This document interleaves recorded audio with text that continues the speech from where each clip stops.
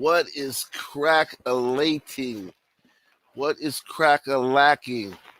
How's everybody doing today, man? Salute to everybody out there, man. All of you guys. Salute to all of you guys that are out there. We are in the building. Oh man, we got a great show tonight, man. There's so many stuff that other people aren't covering. And you know what I mean? This is the only channel that's gonna cover a lot of this stuff. So welcome, man. Somebody gotta do it, man.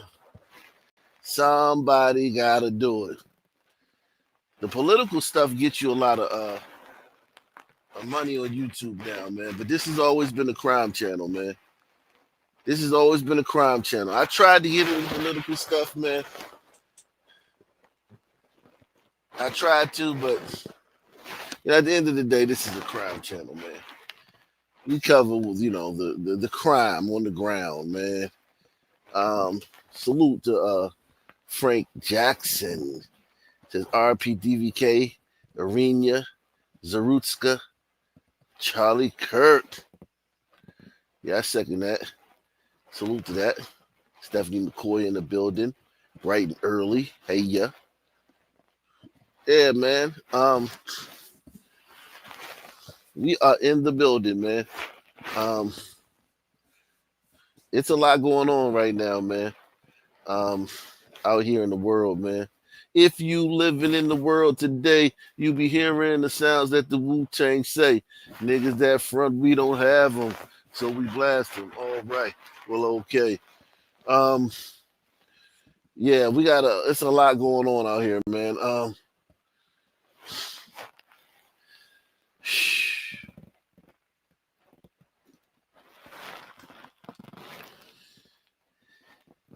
Got a great show for you guys. Salute to everybody watching on X.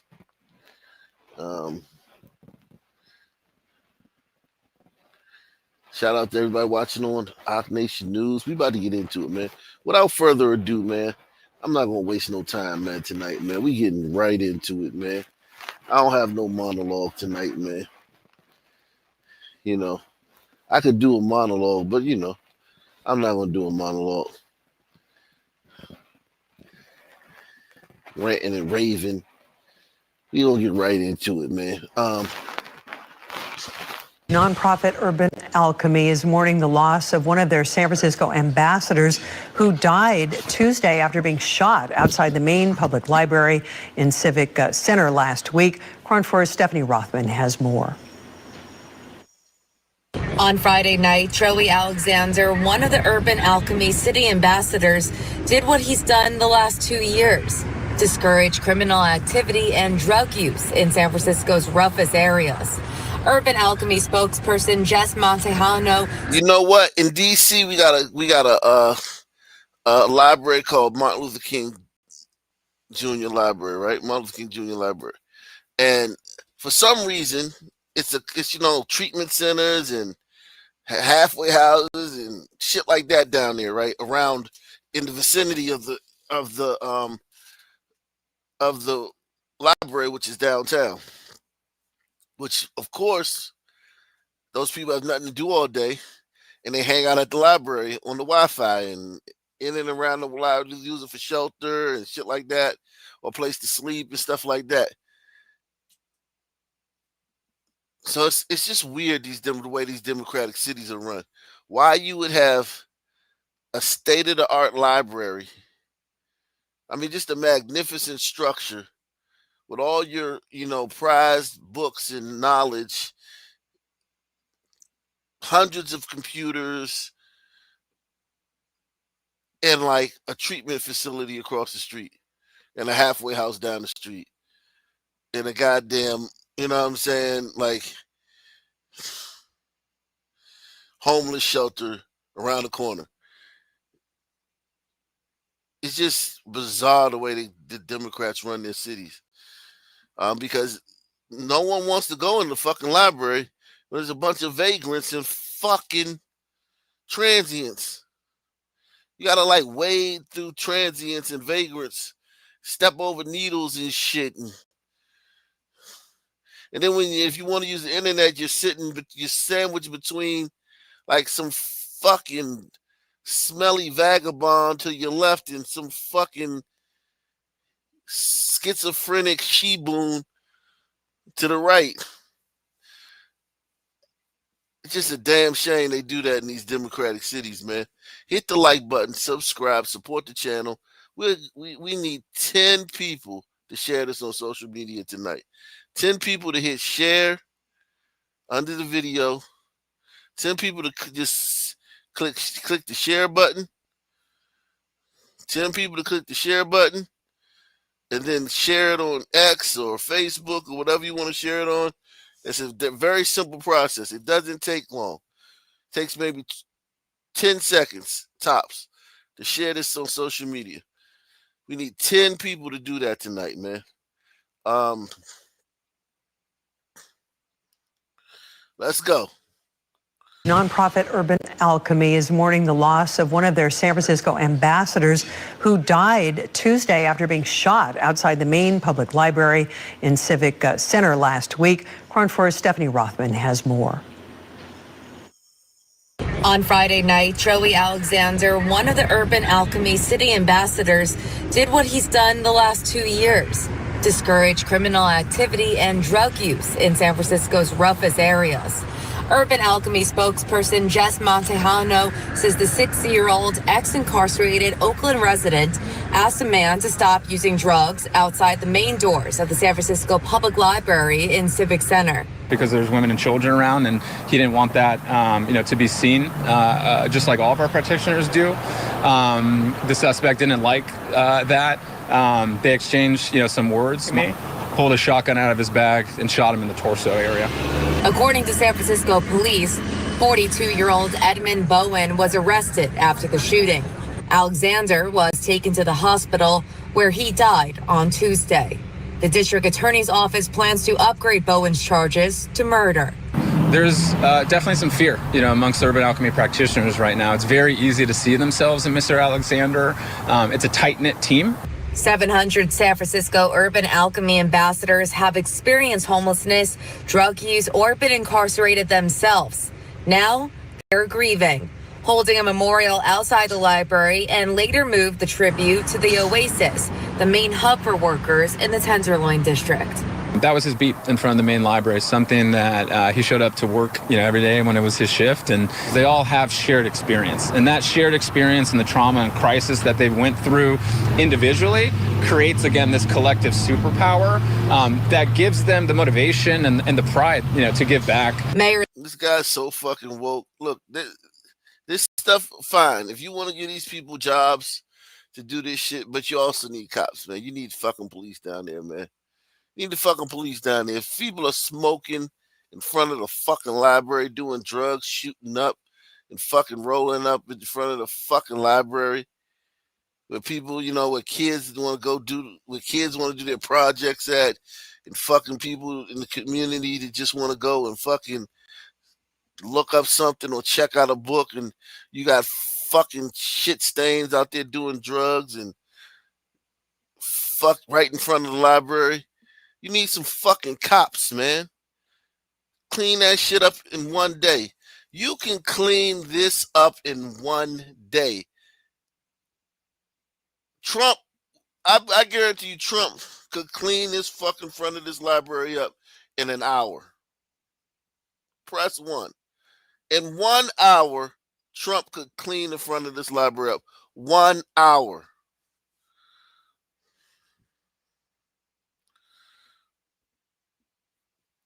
They're fucking around with these fucking Urban Alchemy fucking ex-fucking degenerates and shit trying to do the job of police. And you got this fucking weirdo right here who don't know his head from his ass. Well, he probably do know his head from his ass, but he's fucking milking the system. He's getting a big-ass grant to do this dumb shit. Just send some cops or some troops out there and clean that shit up in an hour. That was his beat in front of the main library, something that he showed up to work, every day when it was his shift. And they all have shared experience. And that shared experience and the trauma and crisis that they went through individually creates, again, this collective superpower that gives them the motivation and the pride, to give back. Mayor Lurie also mourned Alexander's death, saying on X in part, quote, "Our ambassadors dedicate their lives to the work of helping those on the street.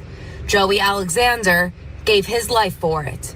Alexander leaves behind one son and two older brothers. Reporting in San Francisco, Stephanie Rothman, KRON 4 News.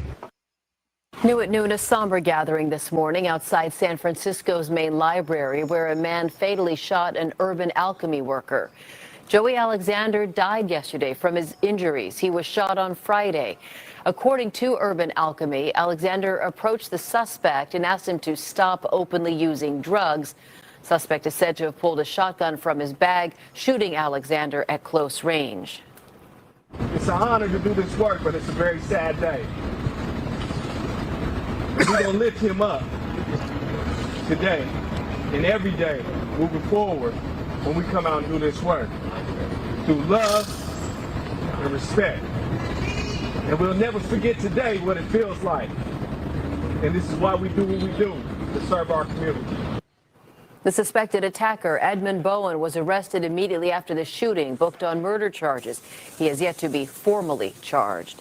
Also new at noon, a coalition of more than 20 Bay Area cities and counties is now suing the Trump administration over its threat to eliminate disaster preparedness funding. The federal funds help ensure regional preparedness for terrorism, natural disasters, and upcoming global events such as Super Bowl 60 and the FIFA World Cup. The lawsuit challenges the administration's attempt to impose conditions on $350 million in federal funds. Governments shouldn't have to pass a political litmus test to be able to care for their communities.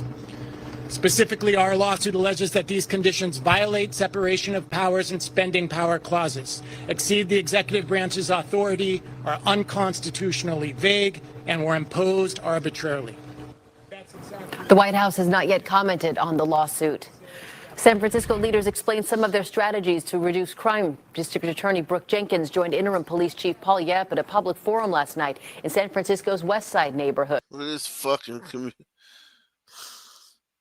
this is the police chief and the fucking DA. Jesus Christ. Fucking Christ. Explained some of their strategies to reduce crime. District Attorney Brooke Jenkins joined Interim Police Chief Paul Yep at a public forum last night in San Francisco's West Side neighborhood. They answered questions about dealing with repeat offenders, juvenile rehabilitation, and crime rates. DA Jenkins says her office is focused on preventing crime through deterrence and early intervention. Oh, God. Preventing crime through deterrence and early intervention. No. Send in the National Guard, man. No, we locking you up. No more prevention and early intervention. Nah, no more of that. No more money. No more money. That's all that is money.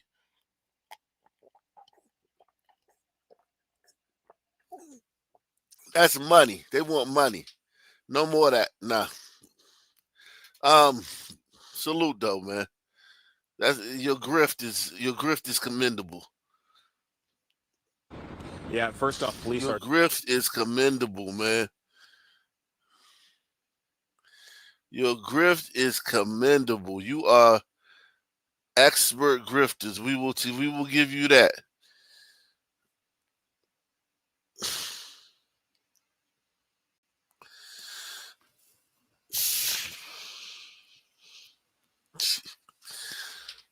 Get back.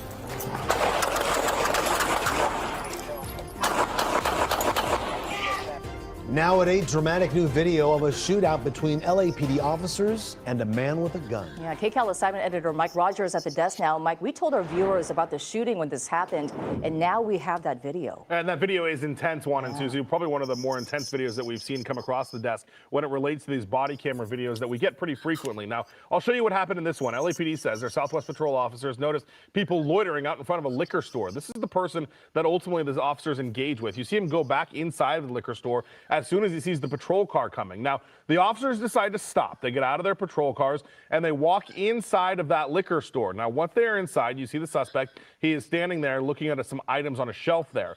The officers from Southwest Division begin to speak with him, and the LAPD says as they begin to speak with him, that's when they start to notice that he may have a gun under his shirt. You see the male officer there. He starts to try to get the suspect in handcuffs. He struggles with him. He's got a lady cop with him. Runs to the back of the liquor store. He pulls. He's got a lady cop with him. Look, he got a lady cop. His partner's a lady. And that's when they start to know. His partner's a lady.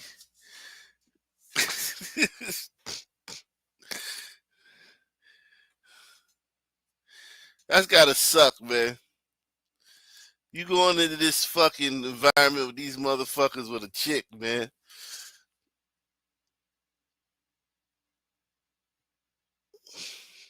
And I'm sure this woman's brave. I'm sure she's brave. I'm sure she wants to help her community. I'm sure she's, man, she may have wanted to be a police officer all her fucking life. I'm not taking nothing away from her, dedication to her craft and what she may want, her goals in life. Nothing to do with that. It's just, this is a rough environment, man. And this fucker's going in there with a chick backing him up. Notice that he may have a gun under his shirt. You see the male officer there. He starts to try to get the suspect in handcuffs. He struggles with him. Watch this as the suspect runs to the back of the liquor store. He pulls out a gun and starts shooting at the officers. The officers then return fire. I don't have no weapons, sir. Hey, just calm down. Hold on.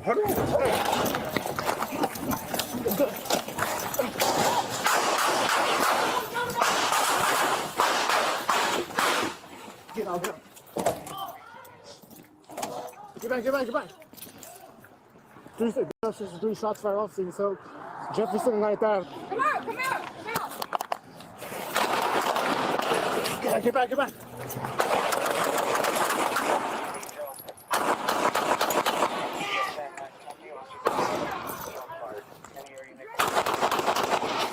There's an unreal amount of gunshots that are fired during this exchange, and you can see from the security camera video, this is the second volley where the man is standing in the doorway, allegedly shooting at the officers, according to the LAPD. All the while, there were still people in that store. We saw them. That suspect ultimately runs out. He is caught a few blocks away by responding officers. As you can see, he is injured, but he is standing there, conscious, breathing, and is ultimately taken into custody. He was go to the hospital to get a clearance to book. They did treat him for that gunshot wound. None of the officers in this were injured, remarkably so, though, by the amount of gunfire that happened there. Incredible video, Mike. All right. Now, does he ever get out? Does he ever hit the streets again? Or is it like his life over? Because this is California. This guy might, like you just shot at the cops. You just put everybody's life in danger. And look, he gets arrested around the corner without incident. This fucks up BLM's narrative, man. Take the pledge, man. Support the channel. Take the $5 to $10 to $20 pledge. Support the channel. Listen, man. This guy right here. Look at he gave himself up. He had a shootout with the cops, and then he ran, and then he gave himself up, and he's just been arrested. Look at this. Without incident. Without incident.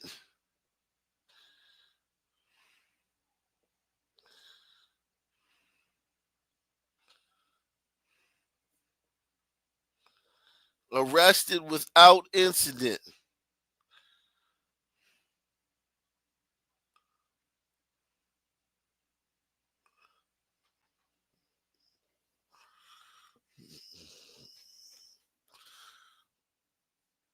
By responding officers. As you can see, he is injured, but he is standing there, conscious, breathing, and is ultimately taken.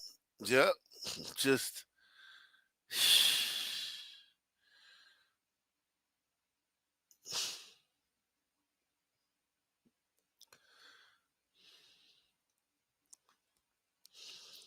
The first of at least 20 suspects who stormed, ransacked, and robbed a San Ramon jewelry store made his first court appearance. Yeah, not only does he face conspiracy and robbery charges, the judge set bail at $8 million. NBC Bay Area Jody Hernandez was in court today as he entered a not guilty plea.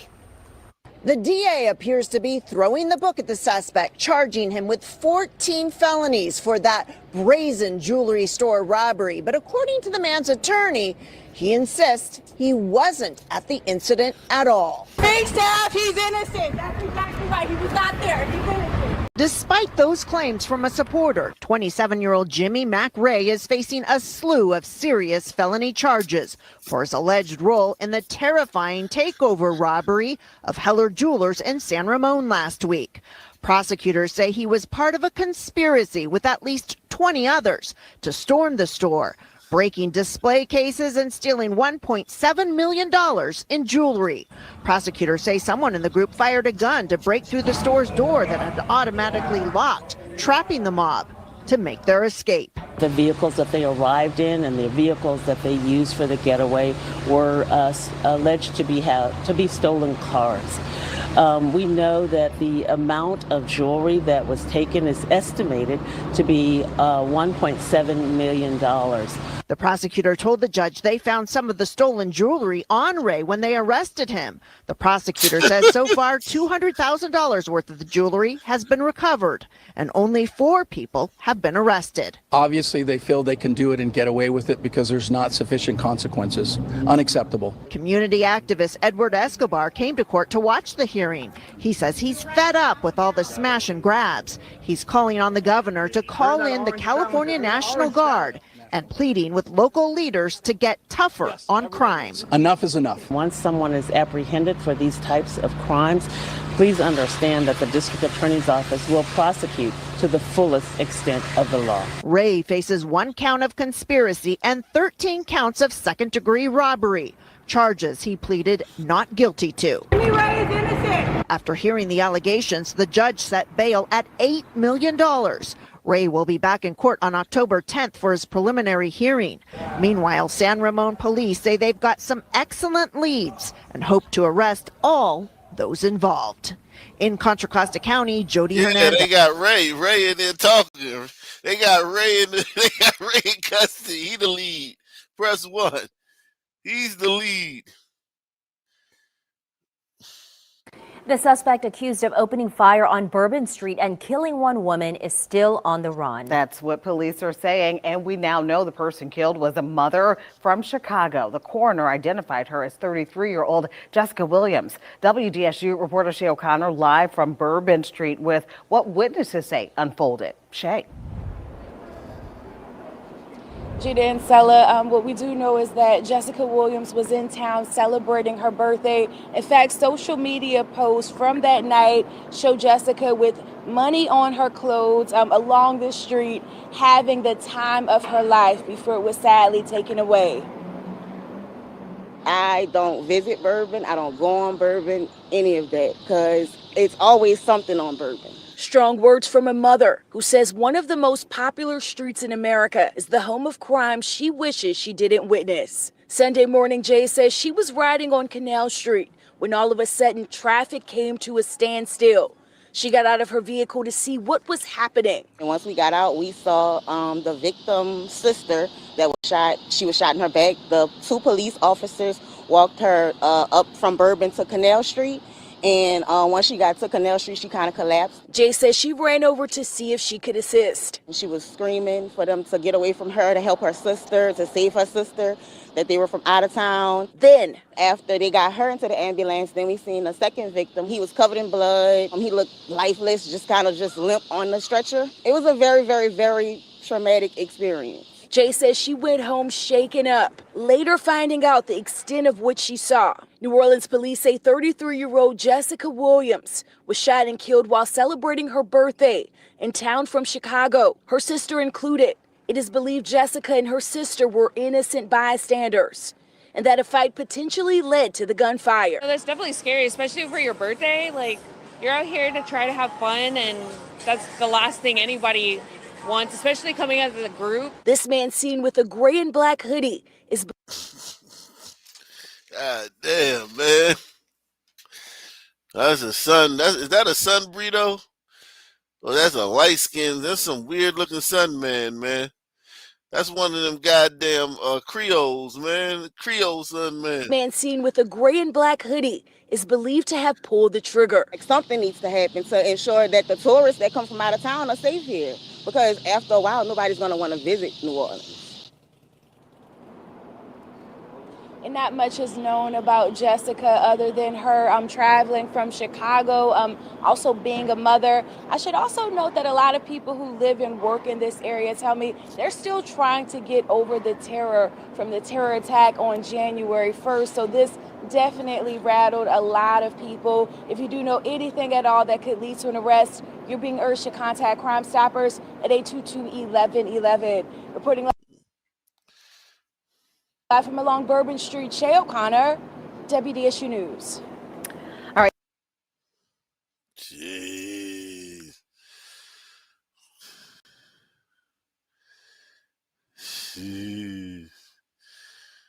A mother is now in jail charged with the death of her 7-year-old son. 7-year-old Maisie Simmons died after his head became stuck in a partially open car window. Fox 5's Denise Dillon is live in Atlanta. And Denise, that little boy died back in the spring. That's right. And at the time, Atlanta police were called to the scene. They interviewed the little boy's mother, Candace Grace. And this past Monday, she was arrested.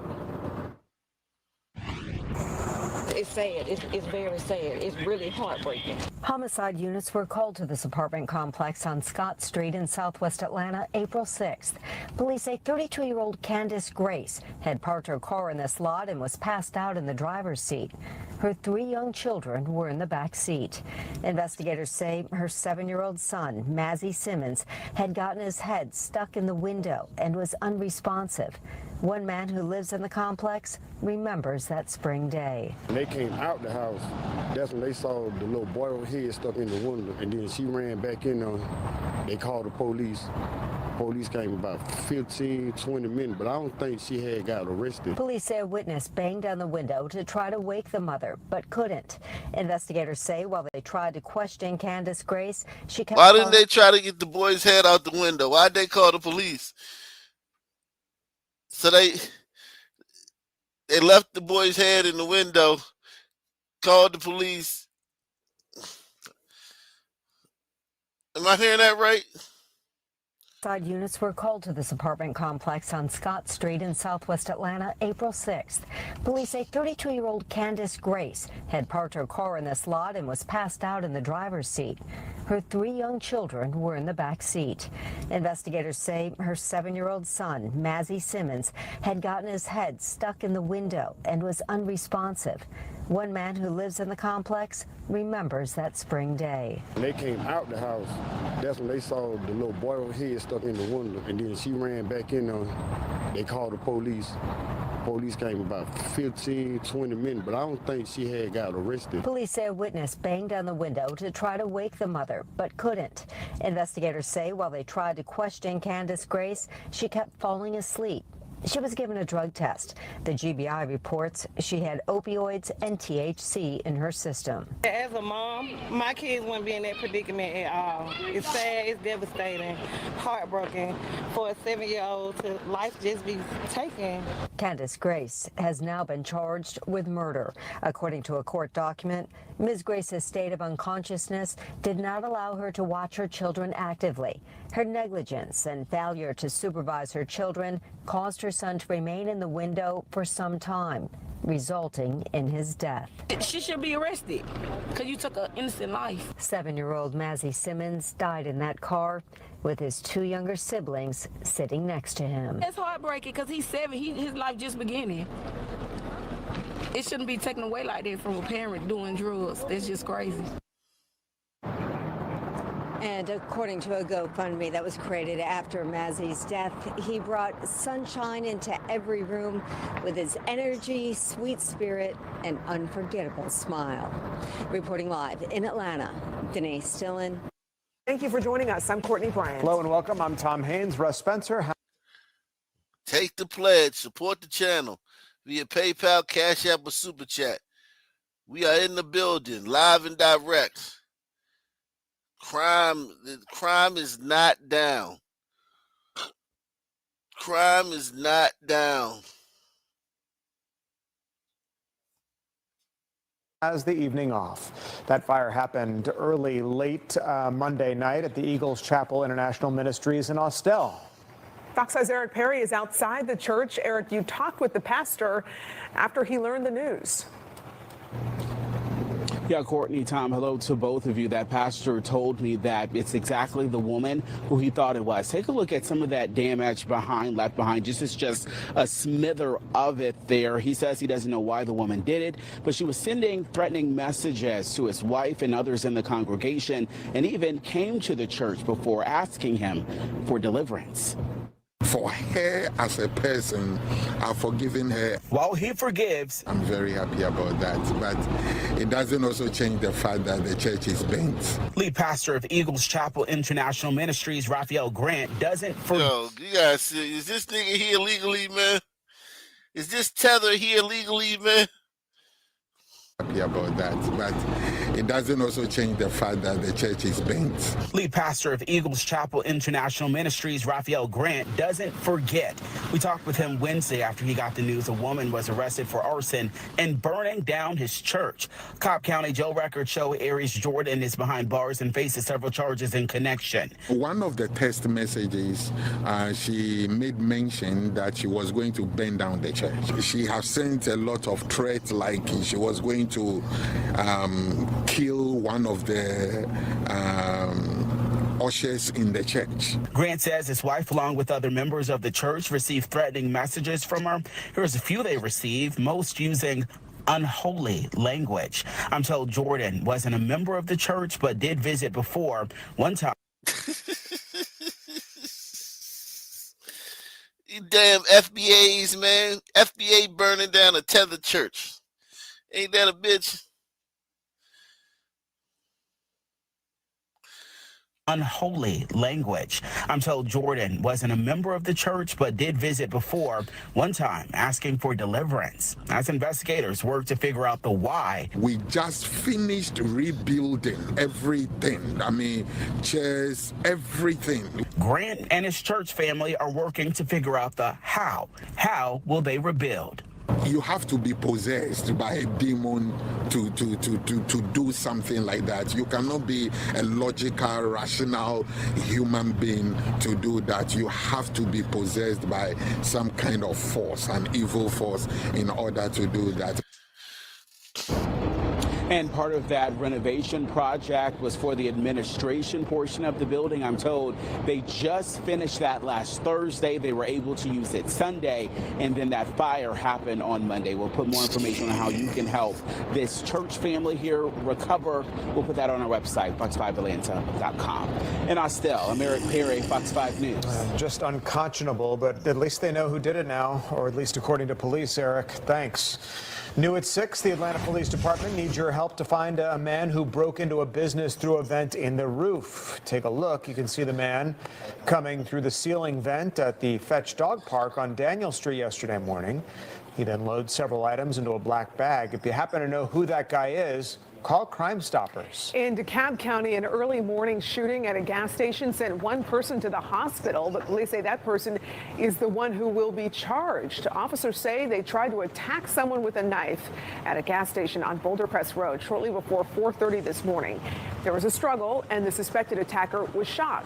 Investigators say the intended victim of the knife attack was not seriously hurt. Police will charge the person who was shot once they're released from the hospital. A 17-year-old Fayette County girl is credited with saving her neighbor from a vicious dog attack. And she used an unusual weapon to get the dogs to stop. Fox 5's Doug Evans talked with the young hero and the victim. Christy Maxwell tells me that she was walking her dog in this Fayette County neighborhood when she suddenly found herself surrounded by 2 German Shepherds. She admits at first it seemed like a playful encounter, but then it turned into a vicious attack. She and her dog were both seriously injured, and it could have been worse, much worse, if not for the quick actions of her 17-year-old neighbor, Sailor Ziegler. What do you think of this kid sitting next to you? I love her. I love her. I feel like she saved my dog's life, but I really think that she could have gone after me too, but I'm serious. I will always know her. She's pretty special. She's fearless. Oh my God. But she's fearless. A nice moment between Christy Maxwell and Sailor Ziegler. Christy says there were other people too afraid to get out of their cars to stop the dog attack, but not Sailor, as you're about to see. I can't explain the feeling. I just went there to help. I just felt right. Here's the video from Sailor's family. She says she was on her way to take an AP psychology test that morning. But take note, it's Sailor who'd be teaching that day's lesson. The video shows the two shepherds circling Sailor's car. She asked Christy on the street if she needed help. Soon things would change dramatically, though, when the dogs decided to go for Christy's dog, Maddie. The video captures Christy's screams and Sailor's quick action. Ma'am, bring your dog over here.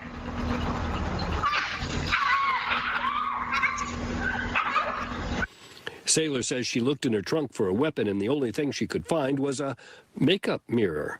Okay, now would be a good time to tell you that Sailor is a cheerleader and a junior at McIntosh High School, and that mirror, well, wielding it is right in her wheelhouse, and her mom told me it would be bloody when Sailor was done with it. The mirror worked. The dogs retreated, but the damage was done. Christy was bitten and bruised, would spend the night in the hospital, and Maddie, poor Maddie, required numerous stitches, but is expected to make a full recovery. Thank God she was there, because I don't know what would have happened. And when I saw her and her arm was covered in blood and her head was bleeding, and I didn't know when she hit the ground, so I just ushered her back to her house. As for those two dogs, Fayette County Animal Control tells me the owner was cited. Sailor says she's got big plans for her future. She hopes to attend UGA. The owner was cited? And then go to medical school. Shout out to that white girl, man. Shout out to that brave glider girl, man. Shout out to this brave glider princess, man. She saved that old senior citizen, man. That lady might have died in that attack. That attack may have killed that lady, man. That woman could have died. Salute to her, man. I didn't know when she hit the ground, so I just ushered her back to her house. As for those two dogs, Fayette County Animal Control tells me the owner was cited. Sailor says she's got big plans for her future. She hopes to attend UGA and then go to medical school. In Fayette County, Doug Evans, Fox 5 News. A rabies alert for part of DeKalb County. Salute for that. Salute to that. Salute to that girl, man. Shout out to that girl, man.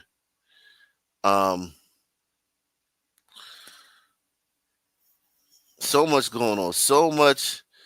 It's the start to a crazy week in these Democrat strongholds, man. Stunning new video of a gang-fueled massacre in real time. 40 rounds fired in 6 seconds as innocent people scurry to safety. A killing field, according to the U.S. Attorney's Office, which released the footage from troubled hangout known as Taste of the City. The firefight leaving 3 dead and 10 wounded in August. This evidence released Wednesday after the FBI arrested the first of 3 alleged shooters.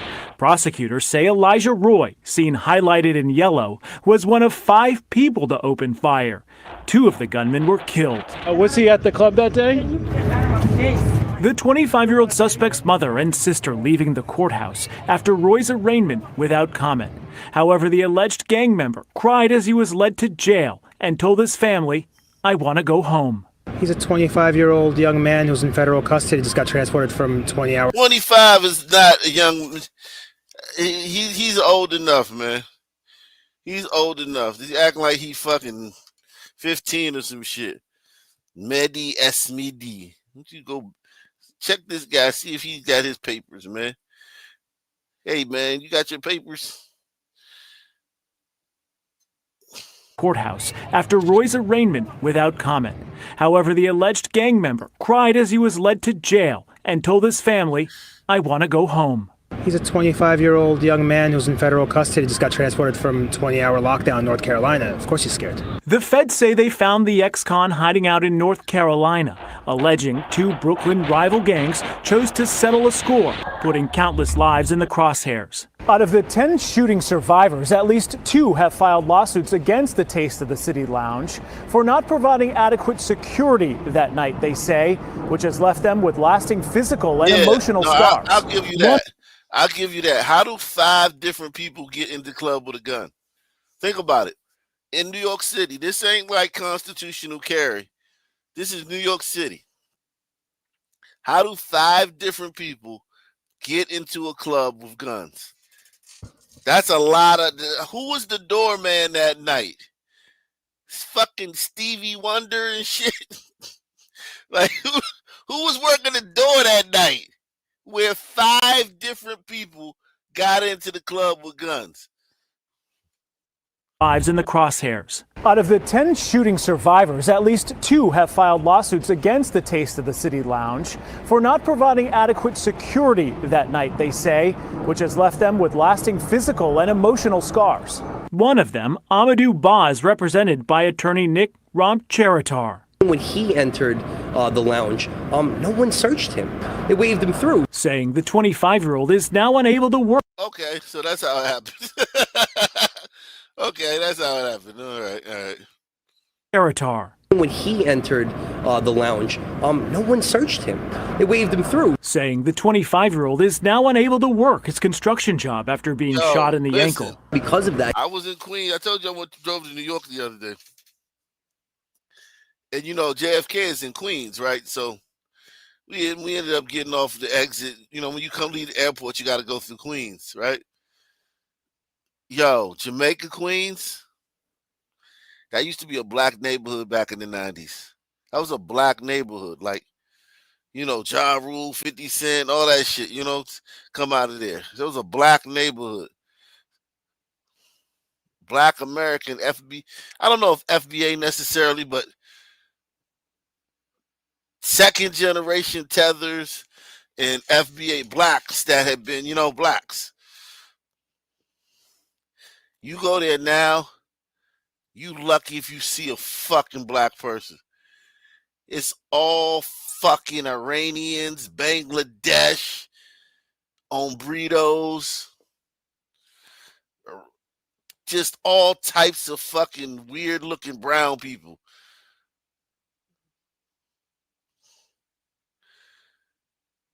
You can't find a black American in Queens, at least from when I was driving through there. I was like, God damn. Motherfuckers that look like him and shit.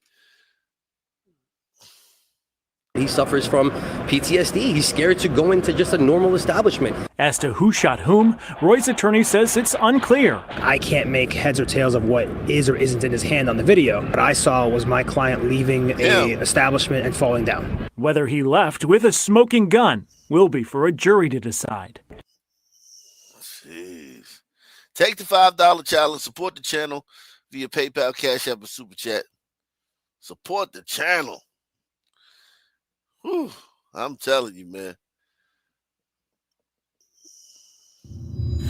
On September 29th. Stunning new video of a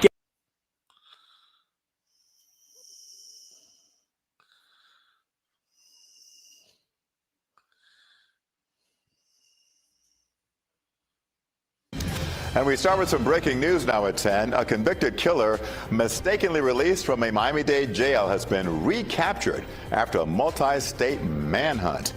Good evening, I'm Jim Barry. James Edwards was found in Georgia, and tonight we're learning that an elected official there is accused of helping him evade police. CBC's Miami's Anna McCosker is live at the jail in West Miami-Dade where Edwards was accidentally released on Saturday. Anna, fill us in on this story. Jim, law enforcement has spent the last several days searching for this man, and he was convicted of kidnapping, torturing, and murdering 2 men back in 2020. After being mistakenly released from prison on Saturday, 60-year-old James Daniels is back in custody after he was arrested in Reynolds, Georgia. Daniels was convicted of killing 2 men in Opelika in 2020 after kidnapping, torturing, and robbing them. Opelika in 2020. Damn.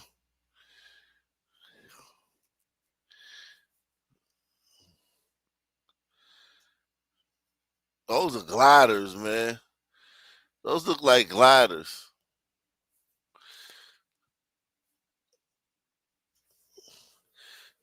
Tortured and kidnapped them.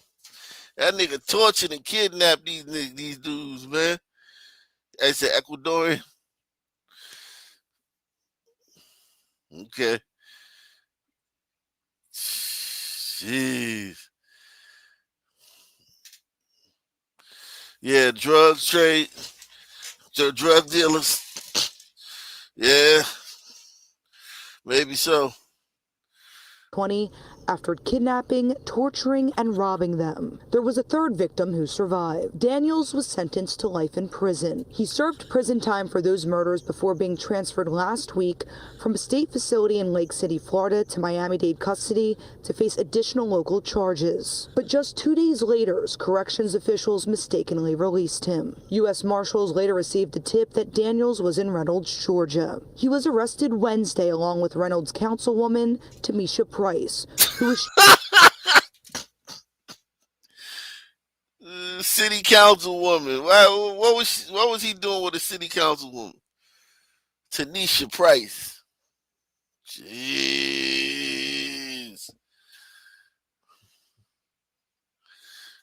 That was a twist. That was a hell of a twist. U.S. Marshals later received a tip that Daniels was in Reynolds, Georgia. He was arrested Wednesday along with Reynolds councilwoman Tamisha Price, who was charged with hindering the apprehension of a criminal. Price was allegedly in contact with Daniels. It's still unclear how the two know each other, and authorities say more charges could be filed. And as for how Daniels was released, the Miami-Dade State Attorney's Office says they are investigating that, and they tell us that anyone who is found responsible will be held accountable.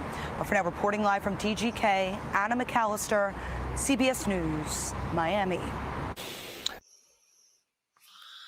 Shit. Jeez.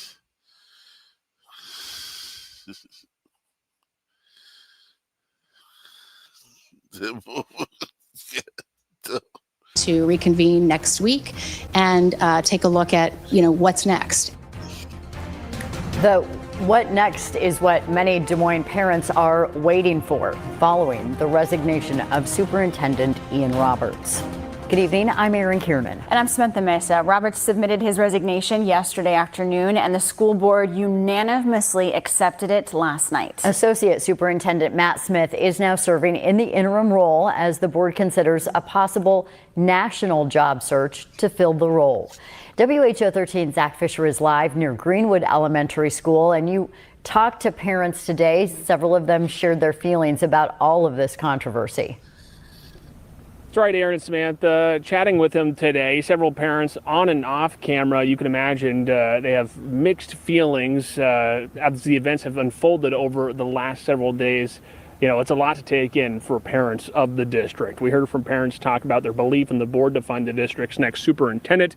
Today, I also asked several about the $265 million bond referendum that will be on the ballot for Des Moines taxpayers on November 4th. Roberts was the spearhead of that effort, coining it Reimagining Education. Here are two different...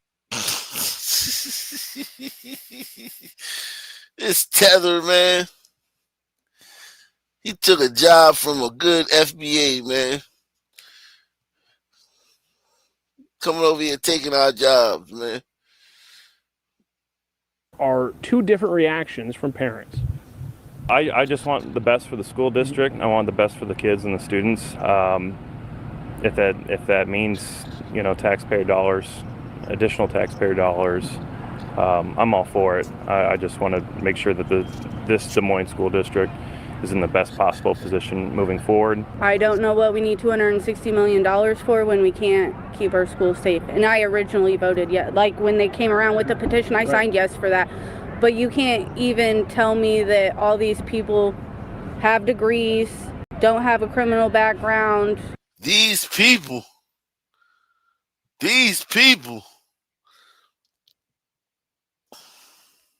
Tell me that all these people have degrees, don't have a criminal background.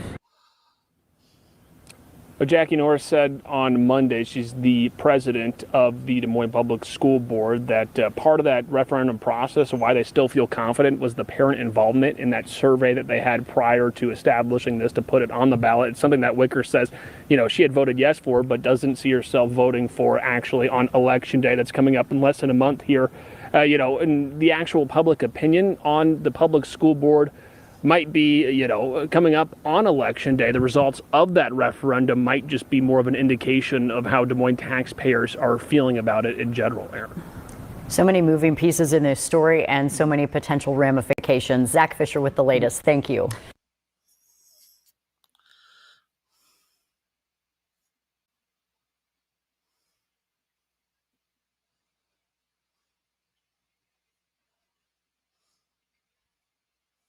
Man. Jesus Christ. These people are something else, man. You damn sons. Jeez.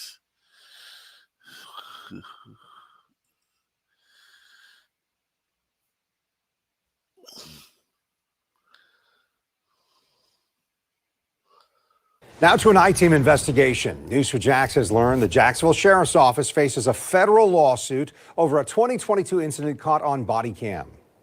Get on the ground! Get on the ground! The lawsuit claims the department's gang unit and K-9 violently took down the wrong man as he was leaving a doctor's appointment. And joining us now in studio is News4JAX anchor Tarek Minor. All right, they made a fucking mistake. Yes, so Tarek, you spoke with the lawyer about the federal lawsuit and actually got more details about what happened in that body camera video. It's interesting. A former JSO detective now serving a 24-year prison sentence for an unrelated sex crime against a child also took part in that takedown on that video and can be seen in the body camera shared with News4JAX today. Now, the man's lawyer in all this, John Phillips, says police not only misidentified his client, Jamari Brooks, he says they also released their canine dog after Brooks laid down to surrender. JSO is denying all wrongdoing in response. Get on the ground! Get on the ground! It's body-worn camera video of the Jacksonville Sheriff's Office gang unit in 2022, pouncing on Jamari Brooks in front of his chiropractor's office. Authorities deployed their canine dog, Huck, which tore into Brooks' left arm. Brooks was immediately met with officers who had their guns drawn, giving him various commands.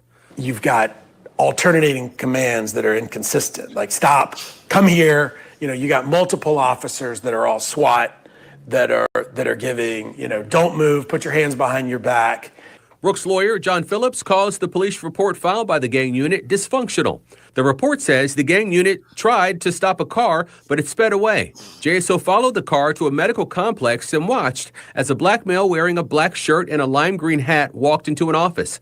The report says the same man came out of the office about 1 to 2 minutes later. There was no police chase. There was no crime. There was nothing to warrant this response. And yet he's, beaten and has the dog put on him. And the police report wildly describes an incident that body camera completely disagrees with. The lawsuit states that Brooks immediately lay face down on the pavement with his arms outstretched, and lawyers allege an officer slammed his head onto the pavement and kneeled on his back. K-9 Hucks bit Brooks for about a minute.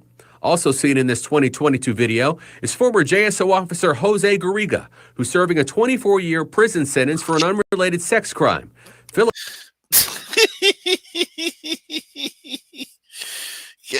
damn, you on burritos, man. K-9 Hucks bit Brooks for about a minute.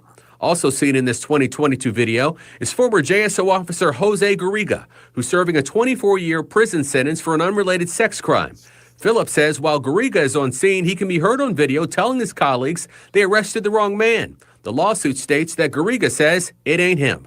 Well, actually, I guess I'll be deposing him in prison and confirming why he knew or when he knew this was, Jabari Brooks was not the person they were looking for. Phillips says even after Garriga identified Brooks as the wrong suspect, officers still filed this police report that he says has multiple factual errors. They had their agenda.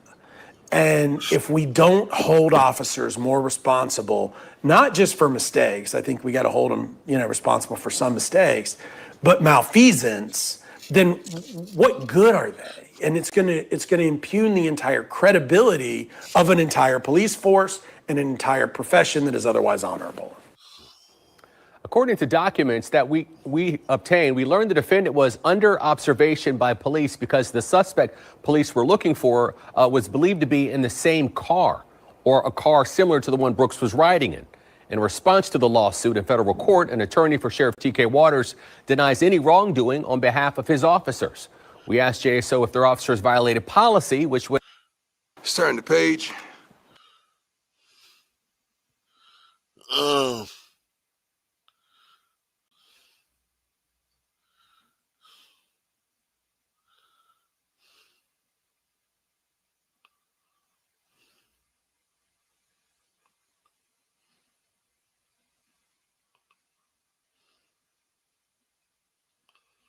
Our next guest is making history and inspiring others all around the world. And get this, she's...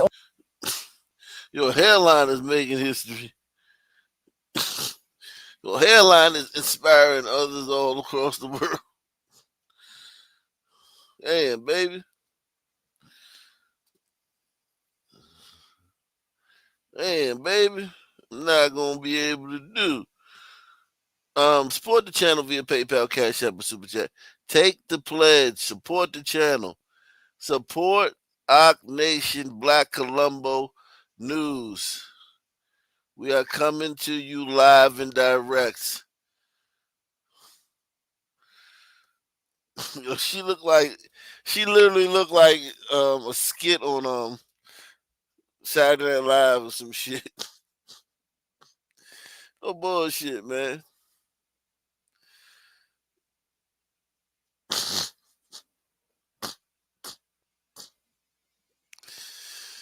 Damn, bro.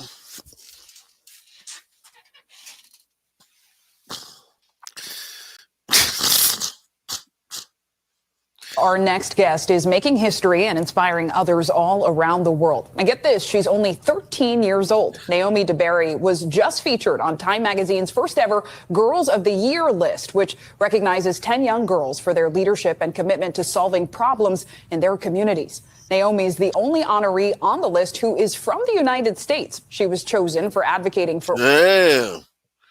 She the only one, so only one girl from the United States made the list?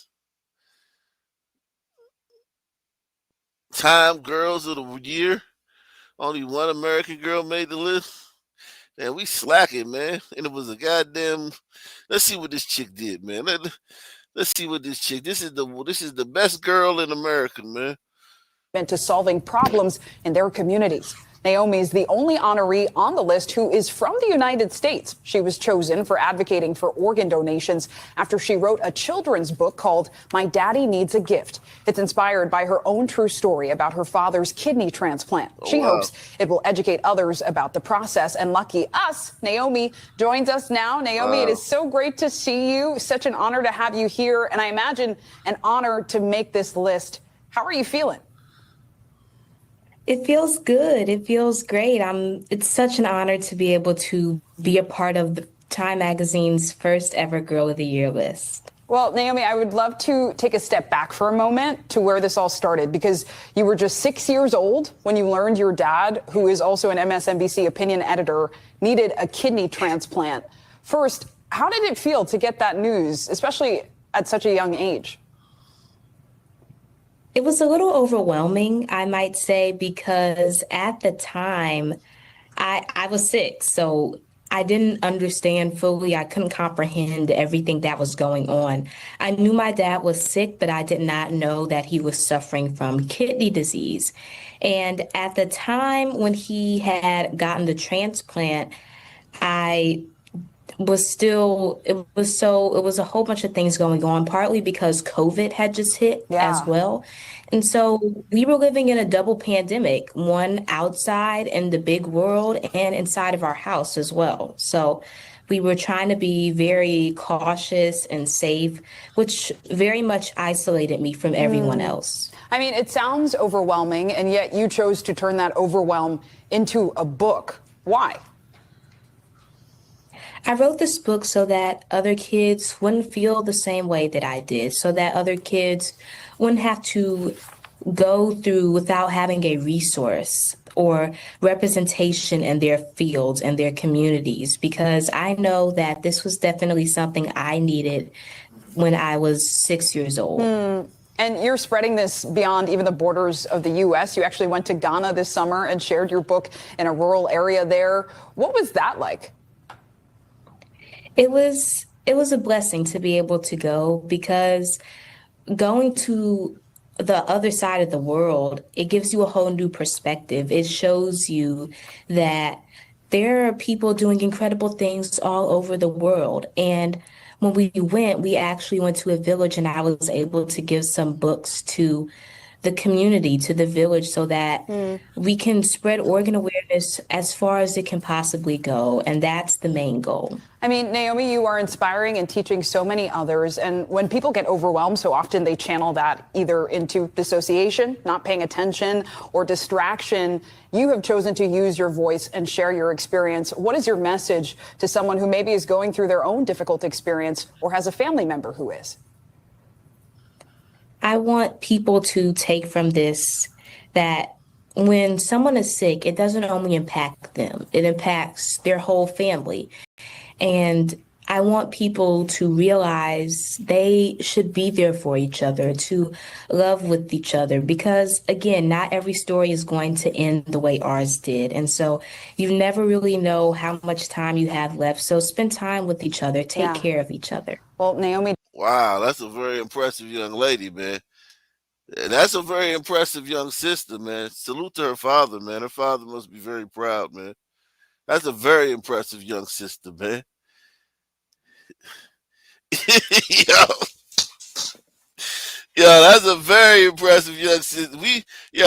That might be the most impressive sister.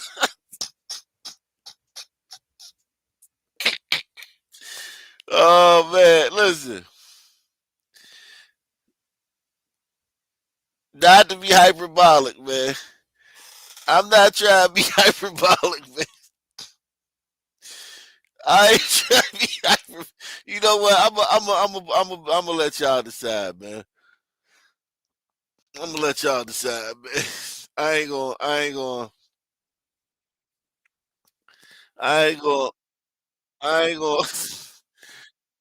I'm not gonna give my opinion, man. I'm gonna ask y'all, man.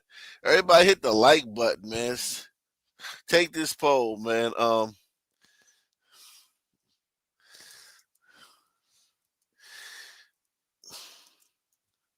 What's her name? Let me find out her name. What's her name, man? What's this girl's name? What's her name? On the list, who is from the United States and commitment to solving problems in their communities. Naomi is the only honoree.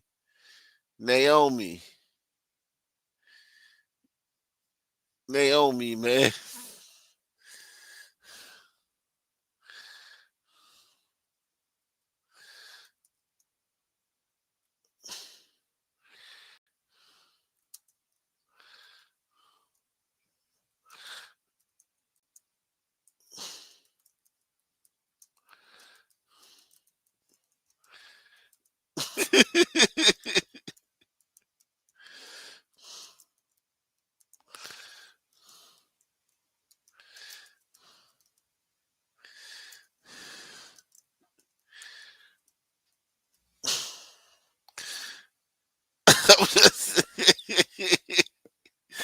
So yeah, man, I want you guys to take this poll, man. Take this poll, man.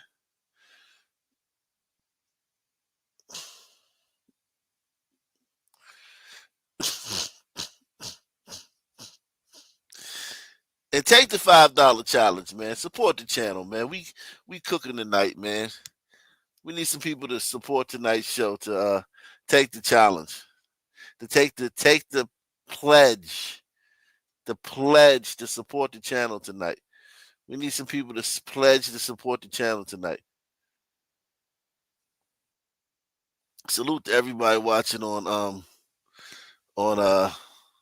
I'm dropping the poll on I'm putting the poll up on Black Columbo. I'm putting the poll on Black Columbo right now for all the people watching over there.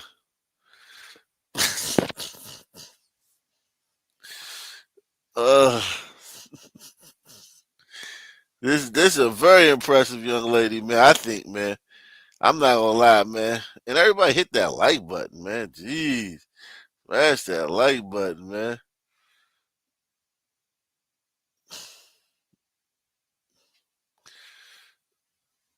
I want to know. This is a very impressive young lady, if you ask me, man.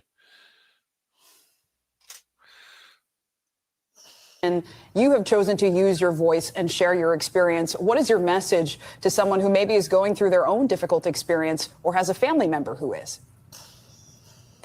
I want people to take from this that when someone is sick, it doesn't only impact them, it impacts their whole family. And I want people to realize they should be there for each other, to love with each other, because, again, not every story is going to end the way ours did. And so you never really know how much time you have left. So spend time with each other. Take care of each other. Well, Naomi DeBerry, such a pleasure to have you and your time. Thank you so much. I'm sure we'll see you on more lists ahead. You're watching NBC News. We thank you for watching. And remember, stay updated on breaking news. Salute to that. Salute to that sister, man. Jesus. See, Ock Nation, man. Even though they call me a sellout and Uncle Ruckus, none of them gonna do that story, right? You ain't gonna see that story on no other channels, on none of these other channels. I promise you. You ain't gonna see that story of that sister on none of these other channels, man.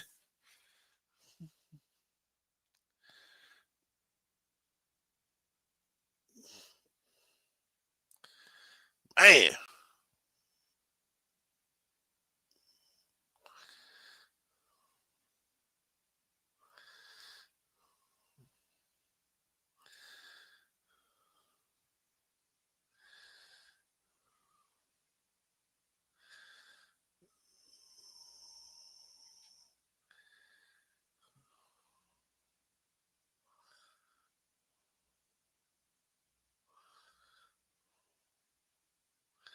Forget about yesterday, 'cause I want you so bad.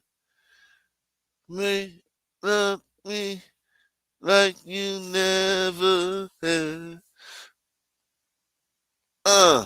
Let's see. Lace front.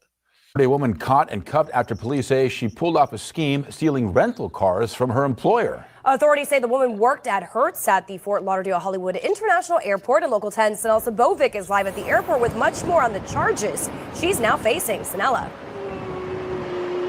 That's right, Janice and Louie. Investigators calling this an inside job, that the woman worked here at this Hertz Airport location, manning the security gate, and allowed these thieves to allegedly leave with not one, not two, but 12 vehicles. 12 cars stolen from this Hertz car rental center. The person deputies say is responsible for letting the thieves get away with it is former employee Savannah Harsha Phillips. She's now behind bars. According to an arrest report, the thefts happened at the Fort Lauderdale Hollywood International Airport location on Friday, May 16th at 11 p.m. A security manager told investigators surveillance video captured 3 men walking into the garage, scoping out cars. They'd allegedly get into the cars, drive to the security gate, and make contact with Phillips. She's seen on camera pressing a button inside the booth, allowing the barrier arms to rise. Authorities mentioned the men returned a short time later and retrieved more vehicles. It only took an hour to swipe a dozen cars. All makes, models, and tags on the cars were documented, and Hertz management discovered there were no authorized contracts for rent on any of the cars.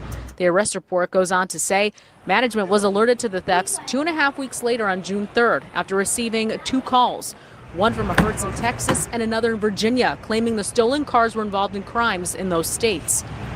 When Phillips was confronted by management, she allegedly became rude and irate, quitting and walking out of the office. Holy shit. Claiming the stolen cars were involved in crimes in those states. When Phillips was confronted by management, she allegedly became rude and irate, quitting and walking out of the office. She's now facing 13 charges. 12 of those are grand theft charges. Phillips' bond has been set at $62,000. And according to that arrest report, Hertz, the company, says that it took a hit of nearly $60,000 in this theft. That is the latest. Reporting live out of Fort Lauderdale Hollywood International Airport, Sinella Sabovic, local. Jeez. Woo. Road rage lands a couple behind bars. They're accused of firing a gun while These lace fronts are mean. Yo, look. How long has the lace front era been, man? The lace front era. Are we 10 years deep in the lace front era? Are we 10 years deep in the lace front era, or was we like, I don't know.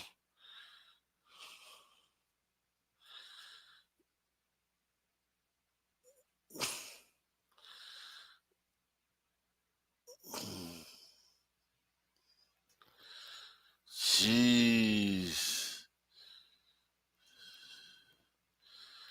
Jeez.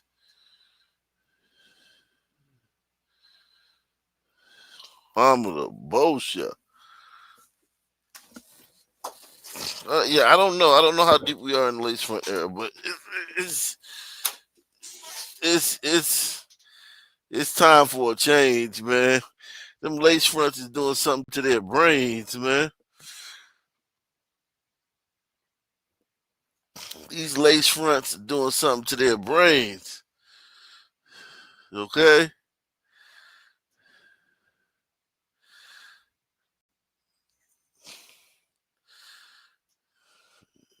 These lace fronts are doing something to their brains. They can't handle it, man. This shit not right, man. They gonna find out down the line that lace fronts got some type of chemical in it or some shit. You know they gonna find that out. They gonna recall all the lace fronts. Anybody with a lace front gonna be able to sue the beauty supply stuff. Anybody with a lace front gonna be able to sue, man. Jeez. My God. My Lord.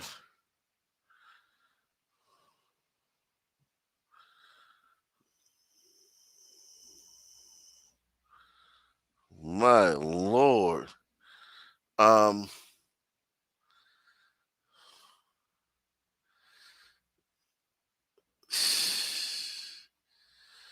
ain't gonna lie to you, man. Let's man,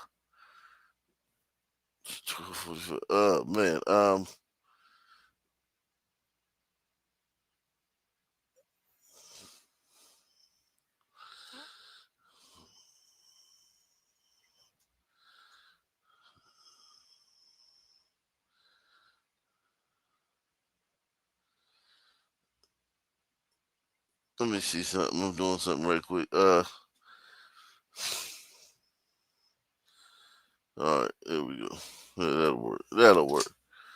That'll work. That'll work.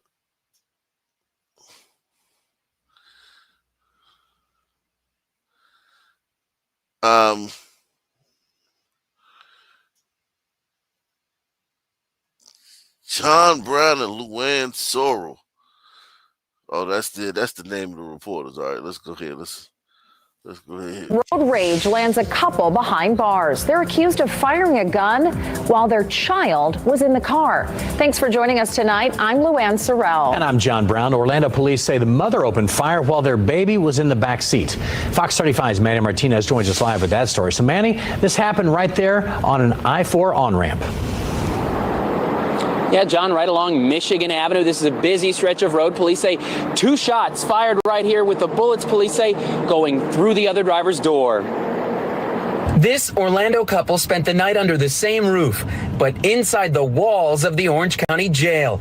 Christopher Florestal and Sierra Gooden were arrested Tuesday. Orlando police say Florestal was driving this blue Chevy Cruze one morning 2 weeks ago with Gooden in the passenger seat and their 8-month-old baby in the back.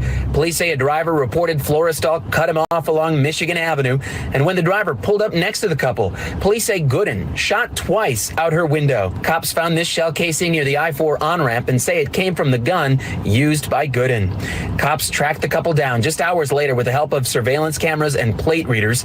Police say Gooden admitted then to the shooting, saying with the baby in the back, she was worried about what the other driver could have done. I believe that. I believe her. Listen, don't think I'm going soft on the sisters because of that, because of Naomi, man.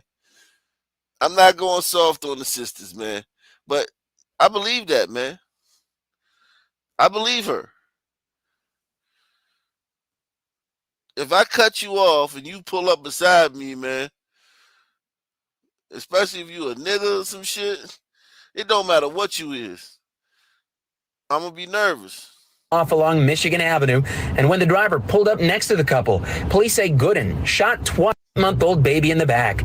Police say a driver reported Florestal cut him off along Michigan Avenue, and when the driver pulled up next to the couple, police say Gooden shot twice out her window. Cops found this shell casing near the I-4 on-ramp and say it came from the gun used by Gooden.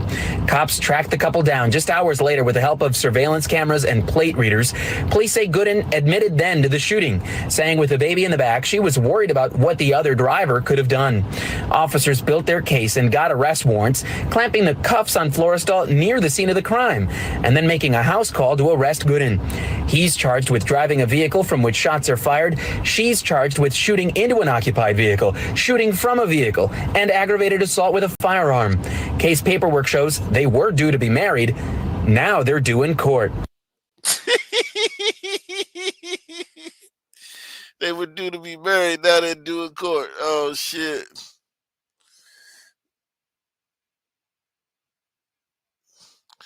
Yeah, man. I mean, listen. That other driver, especially, what's this, Florida? Yeah, Florida. Everybody got guns now. It's constitutional carry down in Florida now. Last Thursday, I think Thursday, they switched over to constitutional carry. Yeah, Florida's a shit show now.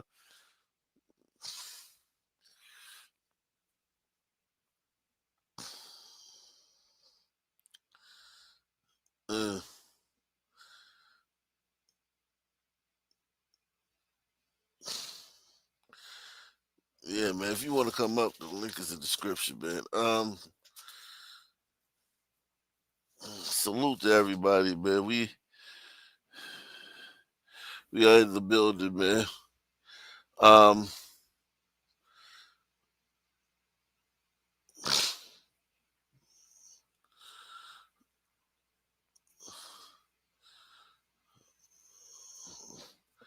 Let's see if we can get some people to support the channel tonight, man.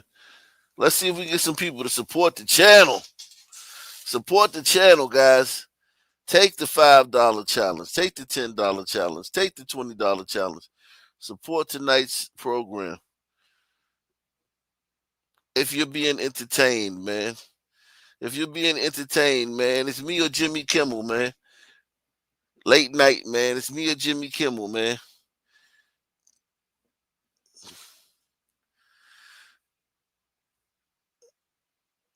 You got a choice, man. Me or Jimmy Kimmel.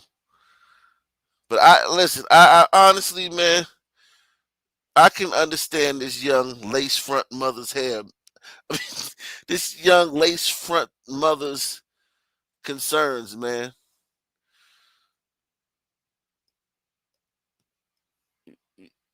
Because you can cut somebody off by accident.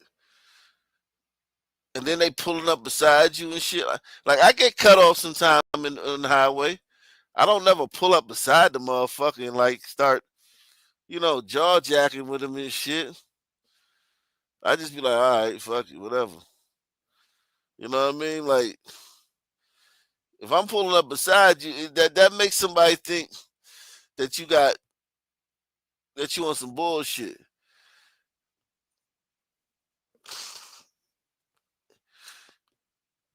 And she was. I can understand this little lace front mommy. What little lace front mommy was thinking.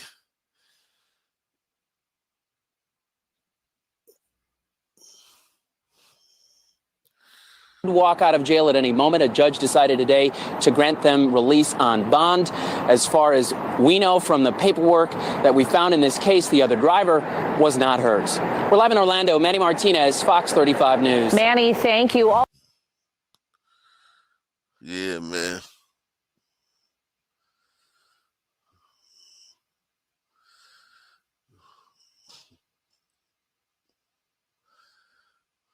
Man, these sisters, man. I get one good sister and then the algorithms. This the algorithm, man. This algorithm ain't shit, man. I get one good sister and they start sending me all this shit. Now, Channel 3 Eyewitness News begins with breaking news. Thanks for joining us on The Wax. For Eyewitness News at 12:30, I'm Kara Sundlin. We begin with breaking news. A woman is accused of killing her own daughter, and Wethersfield police have arrested Raja Drain. She's accused of killing her 2-year-old child in North Carolina. Drain is now facing a judge today in New Britain. And your reporter, Dylan Fearon, is live outside the courthouse with the latest on this terrible story. Dylan? Well, Kara, it's horrific, and Raja Drain just faced a judge a couple of minutes ago who doubled her bond from $1 million to $2 million. And now sheriffs in North Carolina will be coming up to Connecticut to pick Raja up and bring her back to North Carolina as she will be extradited. Her daughter, Jamie Drain, died on December 2nd, 2024. Her autopsy revealed she had been killed, and now her mother, Raja Drain, has been charged with murder and child abuse. Police say the two of them were in a kitchen in Bertie County, North Carolina, with the mother claiming Jamie had fallen face first, hitting her forehead. But Jamie's autopsy showed she had extensive head trauma with severe injuries to her scalp and face, plus a brain bleed. A grand jury indicted Raja Drain, and then last night, Wethersfield police were called to a home because of a domestic issue. Drain was there. She was arrested, and while investigating her, police realized she had been indicted for her daughter's death. We just heard from sheriffs in North Carolina about the case. Our team will begin the process to extradite her back to North Carolina to face the charges of murder and felony child abuse, inflicting serious bodily injury. And we know 2-year-old Jamie Drain was born in Waterbury. Kara, we will be hearing from her father, who was at that press conference in North Carolina later tonight. I'm your reporter live in New Britain, Dylan Fearon, Channel 3. Man, man.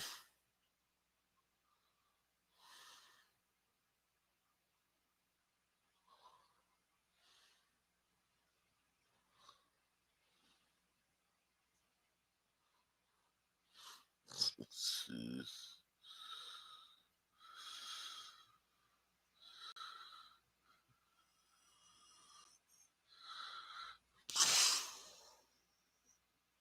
Mother says she finally has a smile on her face tonight, and she hasn't had one in a long time. The news today, she found out about a life-changing update in her daughter's death. 19-year-old Kenesha Turner was a student at North Carolina A&T State University in Greensboro. She was killed October 25th of 2022 in an off-campus mass shooting. Today, police finally announced an arrest. WXI 12's Bethany Cates sat down with her mother. She joins us live now in the newsroom tonight. Bethany, how is she processing all of this? Latoya Rucker tells me this news brings her great joy. And while she's happy, she says it also brings back chilling memories. She described Kenesha as a loving, empathetic, and a standout daughter. Lord, I just want to thank you. That's how I feel. I'm grateful. After 3 years of unanswered questions surrounding the death of 19-year-old Kenesha Turner, Latoya Rucker says finding out someone is charged and being held accountable gave her a spark that she hasn't felt in a long time about her daughter. I'm thankful. I'm happy. I'm still a little sad because, it just makes me replay everything. But I'm ecstatic. I'm so grateful. The Greensboro Police Department says it has charged Rashawn Weaver in connection to Turner's death. Shocking. Shocking. Shocking. He was arrested without incident and charged with first-degree murder. Rucker says when she first heard the news of her daughter's death the night of October 25th, 2022, it didn't seem real.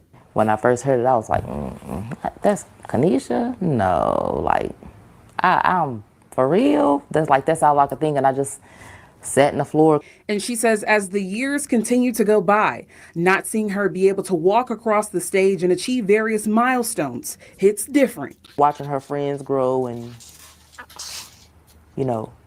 she's not here to grow, and that graduation thing is just bothered my soul so bad. And while her Kenesha is no longer with her, she has many reminders that keep her going and knowing that everything is going to be just fine. I know that nobody's perfect, but in my eyes, she was the perfect child. Greensboro police say this investigation isn't over, and 15-year-old Ronald Lee Snipes was also shot and killed that night. Police have not charged anyone for his death or the shooting of the 4 other people. In studio, I'm Bethany Cates for WXII 12 News. Jeez. You niggas be wetting shit up at the HBCUs, man. Jeez.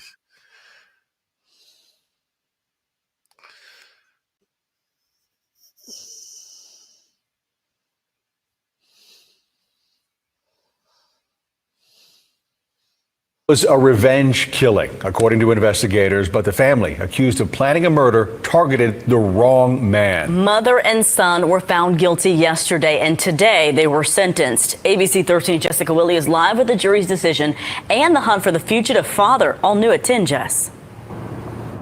Yeah, tonight the mother and son are at the Harris County Jail awaiting transfer to prison. The mother was sentenced to 25 years, the son to 40 years. The victim's family tells me those punishments are fair. As for this case, investigators say this was a family affair, the murder of Eddie Clark III. He was targeted, though he did nothing wrong. I think the jury saw that for what it was, which was a plan of attack. Joe Argueta reacting to his 40-year sentence with sobs. Mom, Florinda Argueta, with her head down when sentenced to 25 years. The mother and son on trial for murder since last week. 2 out of the 4 family members charged in the mistaken identity death of Eddie Clark III. Eddie was just on his way home from work. He had nothing to do with it. He was just living down the street, unfortunately, that night. A neighbor's camera showed some of the confrontation from 2021. Clark driving the Dodge Charger boxed in by cars that deputies say were driven by the Argueta family.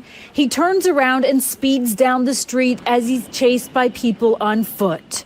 Joe, who was 19 at the time, admitted to firing multiple shots. Records say Clark, with a fatal wound, crashed into a tree. The sound caught on video. During trial, prosecutors argued it was all planned, though they targeted the wrong person. The Argueta home in the Westminster Landing subdivision in northwest Harris County had been repeatedly vandalized. So the family came up with a plan to, quote, take care of the problem. Text messages showed in court revealed that Joe told his girlfriend he didn't care about leaving a mom with no son.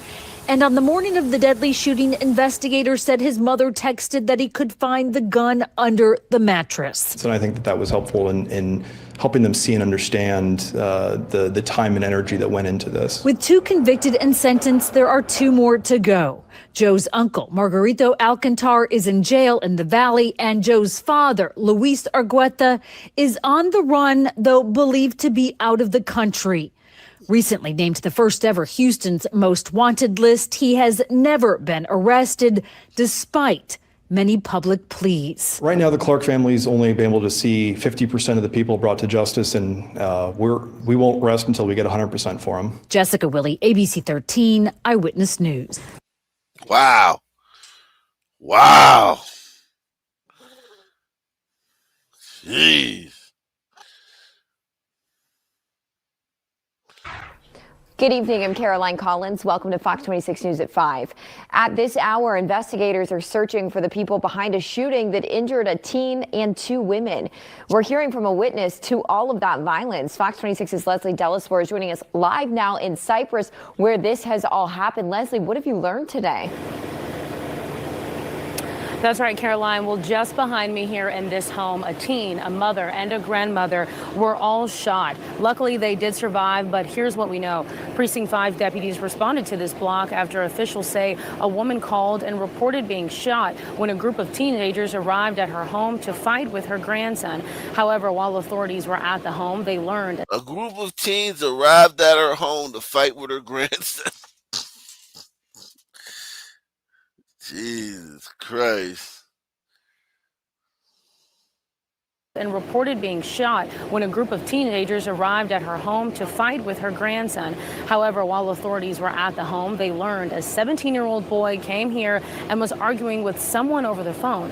He later stepped out to the driveway, followed by several family members who were urging him to go back inside. A group of teenagers approached, and a verbal fight escalated to gunfire between the 17-year-old and the other teenage boys. Now, we talked to a parent who lives nearby. Here's what he had to say. Me and the kids just inside hanging out, heard a few loud pops. I was under the assumption it was fireworks. My oldest son came into me and said, "That wasn't fireworks, man. I saw the gunfight."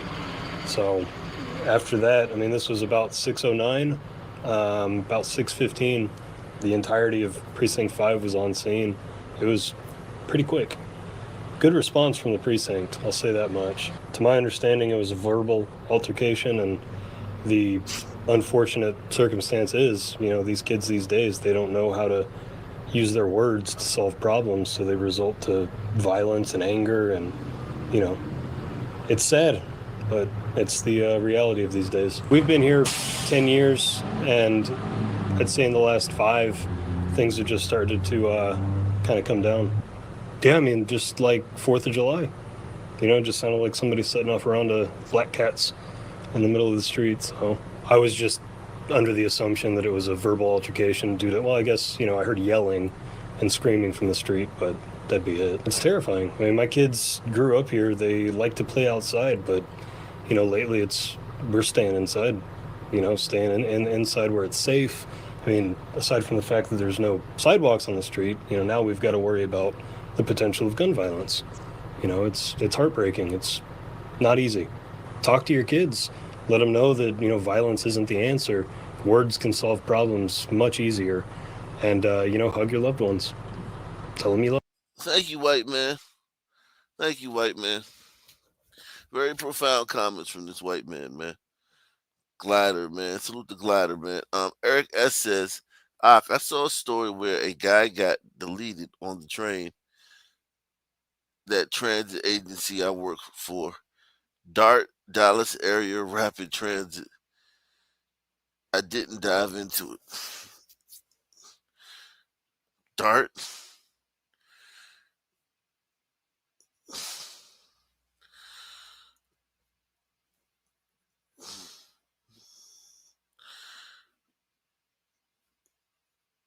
Dallas Area Rapid Transit.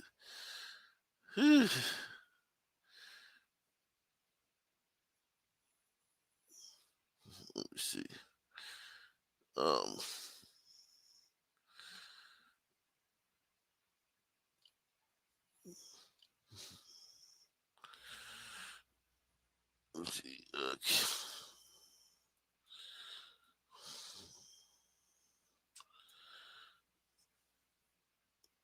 Let's see. Here it is. Bada bing, man. Take the $5 challenge. Support the channel, guys. Pledge. Take the $5 pledge. Pledge your allegiance to the flag of Black Colombo of Ak Nation and to the republic from which it stands.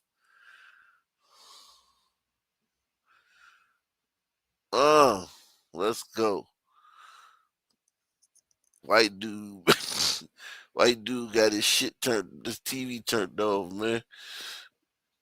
We want to get now to those new developments we're learning about a shooting at a DART train station. In fact, DART officials didn't share any information about the shooting until we started asking questions. And today, they did indeed confirm a shooting happened. The victim's been identified, 53-year-old Daniel Gormley, and we're learning a little bit more about him through his employer today, who spoke with our Marissa Armas.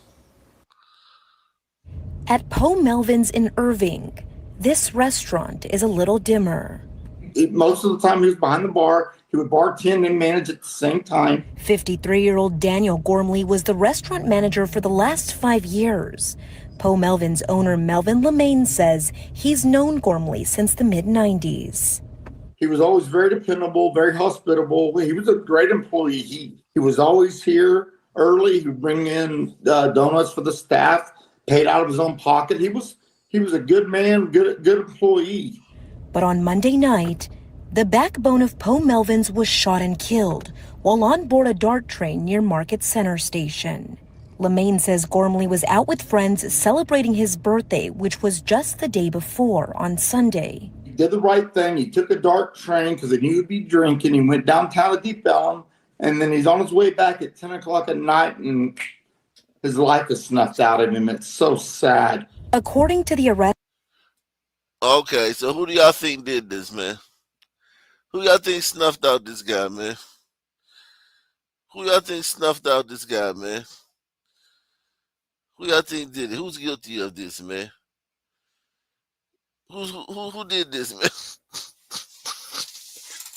Who snuffed out this white guy, man? Salute to everybody watching, man, on Black Colombo and on Ak Nation and on X, man.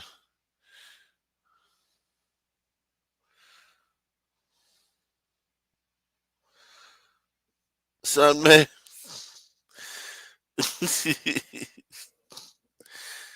All right, man. Let's see, man. Let's see who whacked this guy, man. According to the arrest affidavit, police say Gormley was shot 3 times by 27-year-old Christopher Aiken. Jesus.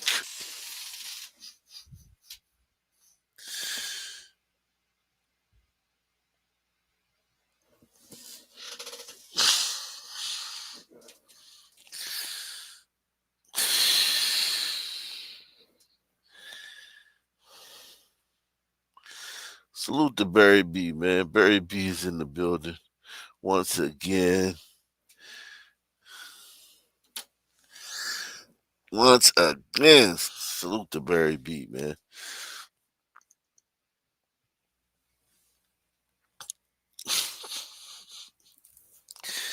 $27. That dude last night was 30. And he looked like he was 75. This nigga look like, god damn, this nigga look like he fucking 50 or some shit. This nigga is an old looking 50-year-old. It looked like he just got his dreads cut off or some shit. He look like he in the middle of he looked like he a homeless man, but in the middle of a makeover and shit. Like they cut his dreads off.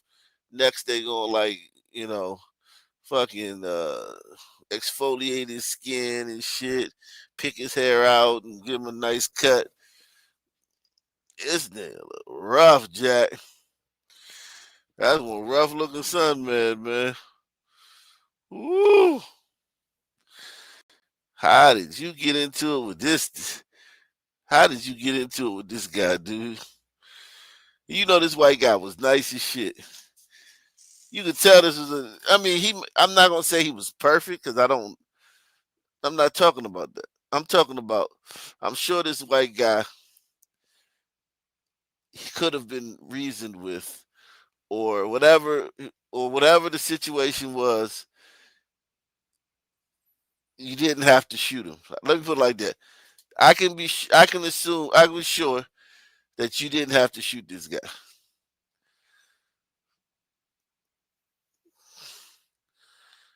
You know what I'm saying? Look at his friend, man. His friend said, what did his friend say? He was always very dependable, very hospitable. He was a great employee. He was always here early. He would bring in donuts for the staff, paid out of his own pocket. He was a good man, good employee. But on Monday night, the backbone of Poe Melvins was shot and killed while on board a DART train near Market Center Station. Lemaine says Gormley was out with friends celebrating his birthday, which was just the day before. Yo, celebrating his birthday. On Sunday. He did the right thing. He took a DART train because he knew he'd be drinking. He went downtown to Deep Ellum, and then he's on his way back at 10 o'clock at night, and his life is snuffed out of him. It's so sad. According to the arrest affidavit, police say Gormley was shot 3 times by 27-year-old Christopher Akins. A DART rail operator told investigators he witnessed Gormley and Akins get into a verbal argument while on the train. That's when the operator says Gormley told Akins to get off the train, and moments later, Akins shot Gormley. Oh, yeah. You told that son, man, to get off the train? You told him to get off the train?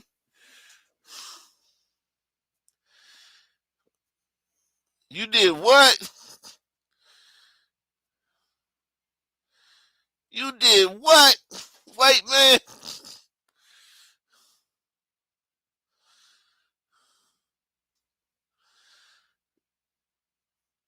Jeez. Damn, white man. You told that son, all right, get off the train. I tell you, man, get off the train. That son man said, what?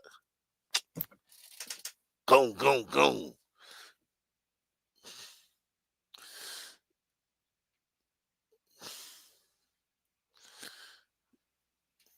Damn.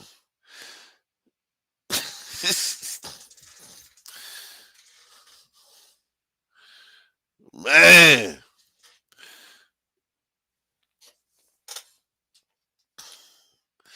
Where's the outrage, man? Another one. Another white dude got his shit turned off. Jeez Christ. That side by side gonna be a motherfucker, boy. That side by side is going to be a motherfucker. When they make the feed, the meme or whatever, this side by side gonna be a motherfucker, boy. Jeez. Told that man get off the train. That man finitoed his ass instantly. Devastating to the restaurant and devastating to the community. I mean, laying near the entrance of a train car, he died at the scene. Akins to get off the train, and moments later, Akins shot Gormley. Gormley was found laying near the entrance of a train car. He died at the scene.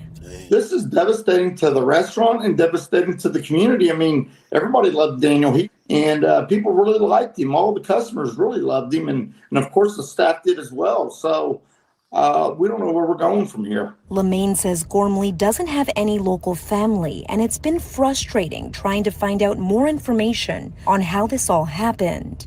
As this service bar now sits empty, so does the space Gormley once filled.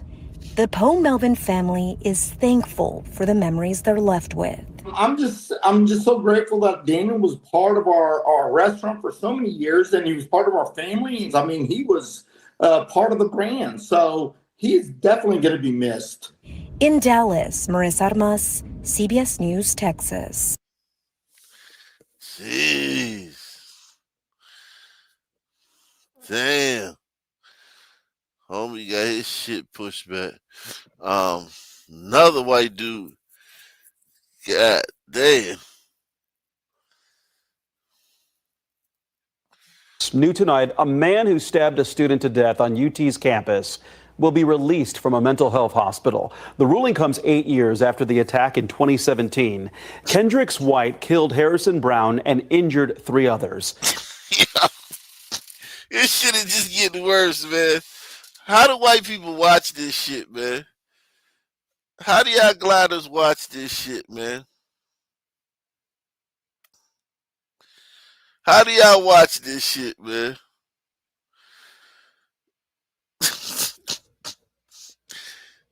Let's see if we can get let's see if we can get 10 people to take the $5 challenge. Let's see if we get 10 people to take the $5 pledge. Let's make that goal, man. If you're being entertained tonight, man. If you're being informed and entertained tonight. Because I don't think a lot of these stories are going to be in the mainstream, man. I don't think a lot of these stories are going to be in the mainstream. Shout out to everybody watching on Twitter, man. Salute to people watching on Black Columbo and salute to people watching on Arc Nation. Hit the like button. Jesus Christ, this shit give me a motherfucking. It gets on my nerves, man.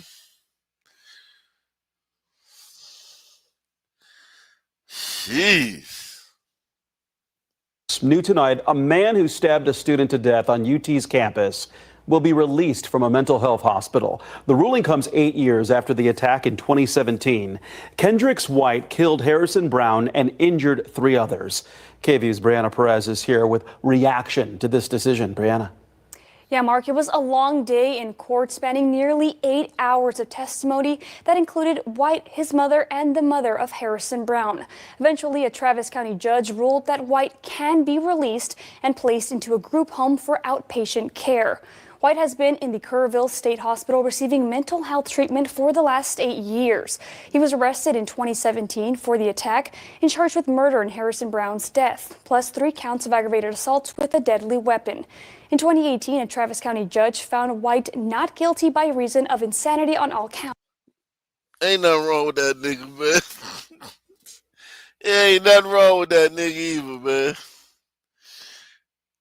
That nigga running game, man. Ain't nothing wrong with that nigga. Shout out to S Freak, man. S Freak is in the building. That's 1 down, man. We got 9 to go, man. Shout out to S Freak, man. Ain't nothing wrong with this nigga. Ain't nothing wrong with that. He been playing y'all all this time. Damn. He killed this white boy, man. What did this white boy do to him, man? I know that white boy wouldn't in a million years run up on that nigga with no static. Press 1. That white boy didn't run up on that nigga. That white boy on the cross country team, man. Jeez. Outpatient care.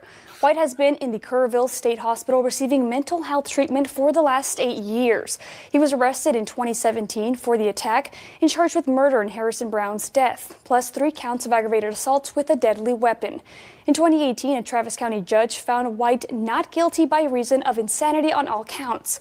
Forensic psychiatrist Dr. Maureen Burrows testified today that while she declared White insane in 2018, she says he has been recovering and believes the outpatient management plan created by his care team is adequate. Meanwhile, some public safety advocates who have been following the case now call this a failure to the community. We acknowledge that he was found not guilty by reason of insanity. Looking back, yes, we need our state legislators and the governor and everyone in power who makes those decisions. We would have liked to have seen a jury trial in this case, this horrific tragedy on our campus, but that didn't happen. So that's why we're here now. During the hearing, the Travis County District Attorney's Office said their mental health unit opposed White's release due to the nature of the offenses, for the safety of the community, and considering the wishes of the victims and their families. In a statement, DA Jose Garza said, quote, "We hoped for a different outcome. However, we respect the judge's decision and are grateful that the judge has imposed restrictions to monitor Mr. White during his outpatient care," end quote.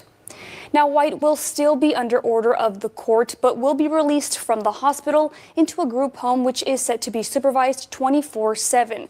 Now, as part of his outpatient management plan, he will have to meet with a psychiatrist at least once a month and case managers 2 times a week. In studio, Brianna Perez, KVUE News.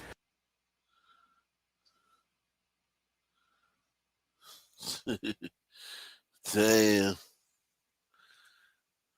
Damn.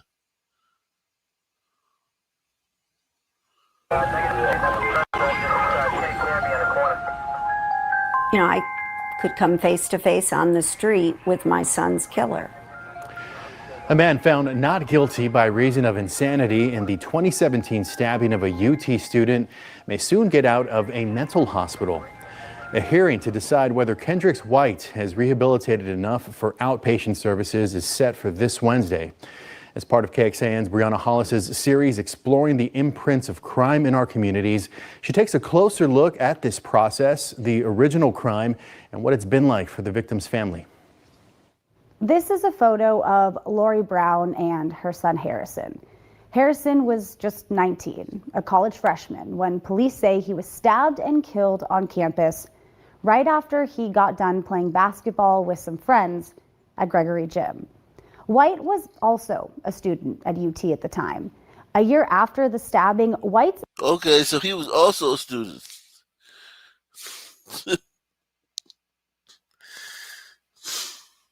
anticipated days-long trial wrapped up in a single day with the insanity ruling. And 8 years after the case, Harrison Brown's mother is now reliving it all over again.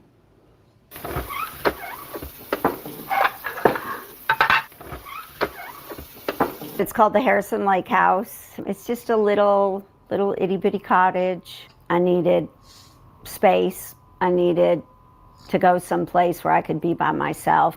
Do you feel him here with you when you're here? Oh, absolutely. Right now, I want you to tell me about Harrison as a person. Oh, that's one of my favorite things. He loved life. He was always happy. He had so many friends, all kinds of friends. Everybody loved Harrison. There was a note that I saw posted on his dorm door that, you know, Harrison was the one that always sang in the bathroom, and people would go by just to listen to him sing, and like, man, who is that kid in there singing? Heard there was a secret chord David played, and it pleased the Lord. He was a great student. He involved himself in so many different things. Breaking news right now from the University of Texas campus. Austin police say one person is dead and several people have been stabbed. Graham ISD confirms 19-year-old Harrison Brown has died.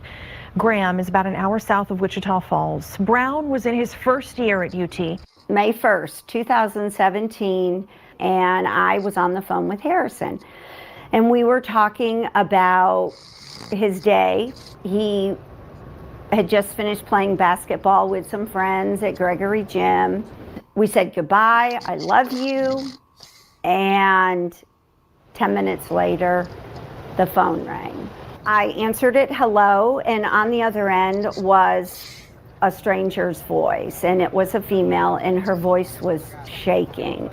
And I will never forget these words as long as I live. She said, "There is blood profusely coming out of his chest. He has been stabbed." Freshman Harrison Brown stabbed to death by fellow Longhorn Kendrix White. Jury declared White not guilty by reason of insanity. I walked around for a little bit, just kind of enjoying the ambiance. It was weird because no one would notice me. White says he felt invisible, that no one would even smile back at him. And even after he pulled out the knife, no one acknowledged it. Then he says his memory shut off. He has no recollection of stabbing anyone. I had a dream where it actually showed in my face. I thought maybe it was possible that I could have done it, but I didn't remember doing it myself, if that makes any sense. All the doctors agreed White has schizoaffective disorder. He hears voices and at times thinks he's Jesus. I have no sympathy or empathy for Harrison's murderer. And I hope and pray that he will never have an opportunity to harm another person. When someone's found not guilty by reason of insanity in the state of Texas, that's it when it comes to the trial. So if White is released from the state hospital, he won't face a jury again. His attorney doesn't have a comment at this time, but explained that if White is released into outpatient care, the courts will still monitor that process. The district attorney's office in a statement says it opposes White's release and at the upcoming hearing will request that he remain in inpatient care for the safety of the community. You know, although I have a place for him being sick, it doesn't change the fact that I lost my son in a horribly violent way. I wanted his personal belongings. When I did get his backpack, it was a blood-stained backpack, and I went through that backpack. And the treasures that I found in there, just truly treasures. Some made me cry and some made me smile. I still have the backpack and everything in it. On a little piece of paper, he had 5 goals that he had jotted down: to make music. He loved music. Produce and work in film, to be happy, and to find a cure for ALS. His goals, his heart, his dreams, and all of that was ripped away. Now, you may be wondering where that goal of finding a cure for ALS came from. Harrison's father was battling the disease while Harrison was at UT and actually passed away shortly after Harrison did. Kendrix White's hearing is set for October 1st. The judge has told us cameras aren't allowed inside, but we will be there to bring you the latest. In the studio, Brianna Hollis, KXAN News.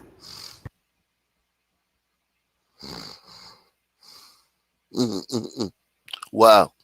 Strong mom, man. What a strong mother, man. Damn. There's no advantage to being white. I mean, absolutely no advantage, man. White people get a lot of flack. There's no advantage to being white. None. You get no fucking advantages in the system, man. No advantages in the system to being white. Oh, man. Well, breaking into our newsroom this morning on 12, a man is recovering after being stabbed multiple times late last night on a 4 train. It happened at a station in Mont Haven that's no stranger to violence. News 12's Brittany Cadet joins us now from the 40th Precinct with the latest details. So, Brittany, what do police say happened?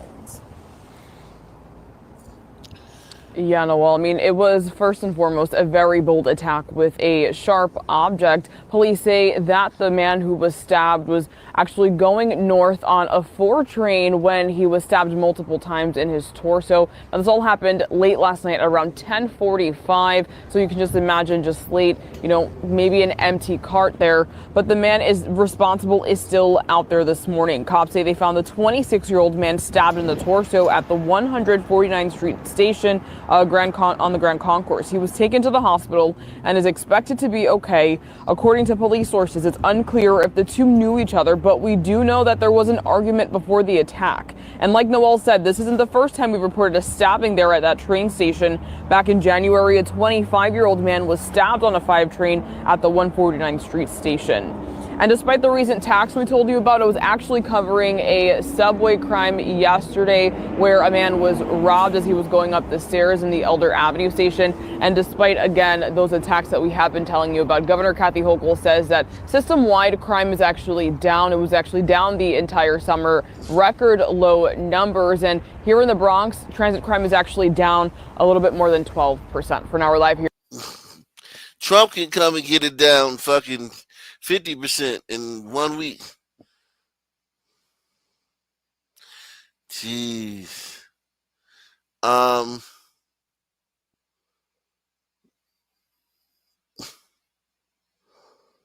Jeez.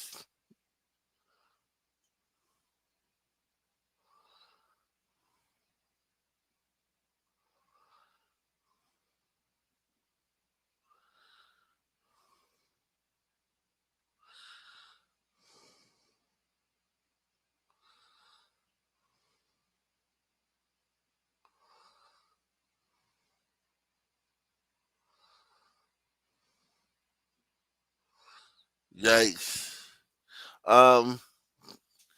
Whew. Salute to NCF 88. Salute to you, bro. NCF 88, man. Appreciate you coming through, man. IU McCoy says Black Columbo on the case day, night, and often mornings. Shout out to you. Yeah, man. Appreciate you, bro. IU McCoy, man. We are on the case, man. We are on the case, man. Jesus Christ. So much. And listen, I can do all these stories and come back tomorrow morning and have all fresh stories. I can come back tomorrow morning and have all fresh stories. That's how much crime niggas commit. That's how much crime niggas commit.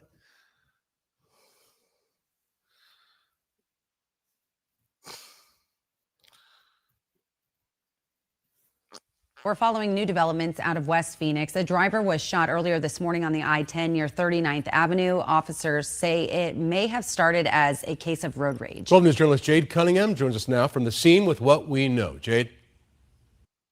Good evening. We are here at the 39th Avenue overpass, and the freeway, the I-10, is right to my side here. You can see that all lanes of traffic are moving, although relatively slow just because of the time of day. But earlier today, it was a much different picture.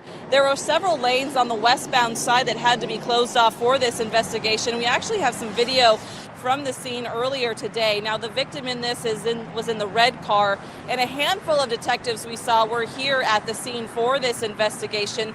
And what we've been able to confirm at this time is that authorities were called about a shooting around 9:45 or 10 a.m. or so. We know that a person was shot in the leg and that that person was taken to a hospital. Now, what condition that individual is in at this time is unclear. Now, that did, though, begin that investigation. DPS troopers were seen here throughout the day. At one point, we actually saw troopers shut down westbound lanes of I-10 in its entirety to do a sweep of the interstate. It was quite interesting to see as we watched them walking down, stopping every once in a while, bending over, picking something up, possible evidence maybe. They also had drones in the sky, and they also spoke with witnesses, it seems like. We saw them talking with a couple of people there at the scene. Now, obviously, a lot of people were interested in what was going on today. Some we spoke with saying violence is never the answer. It never has been, and it shouldn't be the answer. But shooting someone just isn't morally correct, and it should not. Yeah, just be kind to one another. Just as God says, respect one another, love each other, Violence is not the answer. I actually reached out to DPS to see if there were any updates not too long ago, and they said there were no updates at this time. I also asked if there was any sort of description in terms of the suspect or the vehicle that suspect was in, and they said not at this time. So still so many questions that we have. We will continue to follow this. You can stay with 12 News on air and online for the latest. In Phoenix, Jade Cunningham, 12 News. Jade, thank you. I think we know who did that. Most of those road shootings,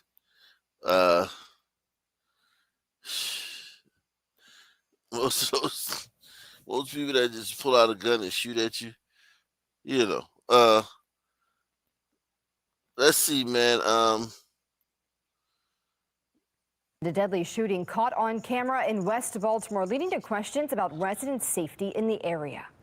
Fox 45's Keith Daniels, he's been following this story for us all night. He joins us live right now with a look into the investigation and how city leaders are responding. Keith. Well, Kai and Maxine, police have released, frankly, stunning images of that shooting. Two bold suspects caught on camera. And tonight, those images and pressing a city leader about the safety of his constituents. On North Avenue, near Druid Hill Avenue in West Baltimore, there's peace at this hour. No sign of the daytime deadly gun violence that erupted earlier. The incident caught on camera. Police releasing the images with a tweet Wednesday. Investigators seeking the identity of the suspects. Look at them. They appear to be two males jumping out of a dark-colored car, both wearing black hoodies. One of them wearing yellow gloves, possibly hiding distinguished marks on his hands. Both with guns. They point the weapons down the block and open fire. The victim, 31-year-old Virgil Holland, with a gunshot wound to the head, killed about a half block away from his home. One man who lives in the area, that's why I couldn't go to the store, okay. After watching the video, saddened, then angered by what he saw. The gunfire in his community that potentially puts innocent bystanders in harm's way. It makes things worse for everybody else. Like, everybody needs to go to the store here. This is our means of getting food, just coming out here to eat, and whatever else we need to do. Everything else is far away. You know, it's a convenience for us. Their convenience on that day shattered by the bullets. The shooting happened last Friday, September 26th, just after 4 p.m. City Councilman James Torrance, I know for sure that the way that our investigations are going, we're going to close this. Who represents the district where the brazen shooting happened, was back on the block today. Outraged, he says. But beyond his outrage, we asked the councilman, despite the number of shootings and homicides in the city trending in the right direction, downward, what is he doing to help constituents who might not feel safe? We are now building relationships in the community in West Baltimore where people feel safe enough to say this person shot me. That is a big difference from the stop snitching culture. Our community is fighting back and working with us and trusting us. That's why we've removed people from communities who have been victims of crimes. We now are buying them and paying for apartments. We're giving them the safe places. We're getting them connected to violence interruption. We're getting them connected to therapy. We're getting them all those things. Well, there's a reward for up to $8,000 for any information that leads to an arrest and charges in this case, but you've got to call Metro Crime Stoppers, the number here, and remember, you can remain anonymous. We're live tonight. Keith Daniels, Fox 45 News. Wow. I'm Kai Jackson. Thank you for watching. Here's another video to watch. Also,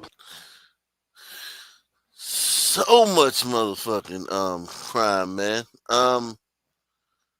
Chesapeake, Virginia. Reading in with the story still developing tonight, police in Chesapeake are trying to solve the shooting of another teen as he clings to life. 10 at your side's Markeisha Jackson spent the evening in that neighborhood talking with residents as police search for a suspect. Seaboard Avenue residents and authorities are concerned after finding out that yet another shooting has impacted the life of a teenager. Not that one is more tragic than the other, but when it's a young person, you know, they got their whole life ahead of them, you know what I mean? So yeah, that definitely adds a little bit of severity to the situation. That's what Chesapeake Police PIO shared after responding to today's shooting in the 1100 block of Seaboard Avenue involving a teenager. The victim, a 17-year-old boy, left with life-threatening injuries. It comes not even a week after someone shot and killed a 15-year-old boy in Chesapeake. Authorities just want this youth violence to end. Our police department has a resource officer in every middle and high school. Those resource officers are there to be reached out to. As a plea to the young population of our city. If you know or seen anything of potential violence, reach out to us. Seaboard Avenue residents are shocked by what unfolded on their street today. It's very sad. This is a kid area. All the teenagers love it around here. They always are playing, having a great time. Never an area where you would think that this would happen. Police have no suspect information, but they hope people of all ages make better choices that don't involve bullets. It scares me. It's really scary. We would like to learn about these potential situations and head them off before tragedy like this happens. Chesapeake police are continuing to investigate. If you have any information regarding this crime, you are urged to contact police at 188-LOCK-YOU-UP. In Chesapeake, Markeisha Jackson, 10 on your side.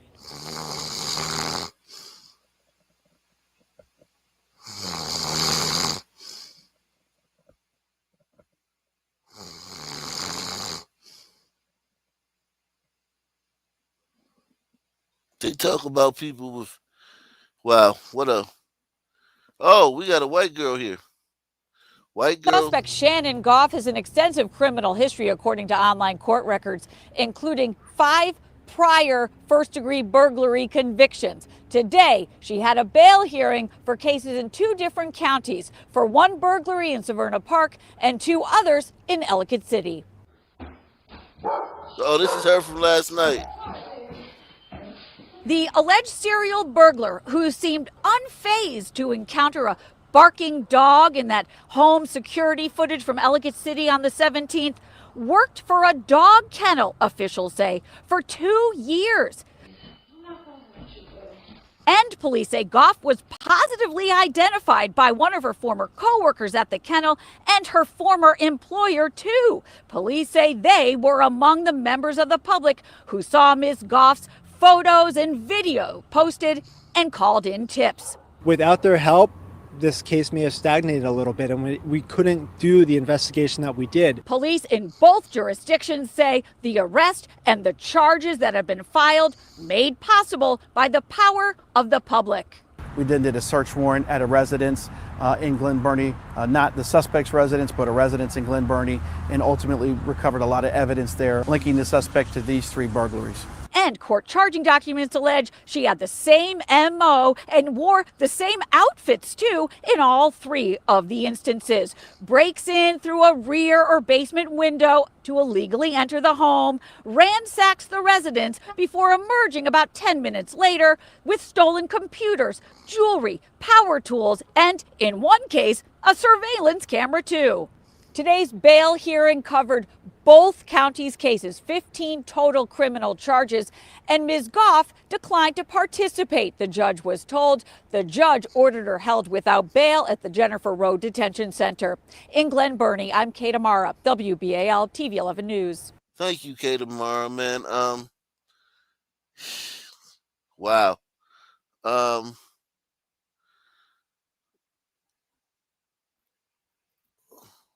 Let's switch gears, man, and go to the other. It's a lot of going on, man.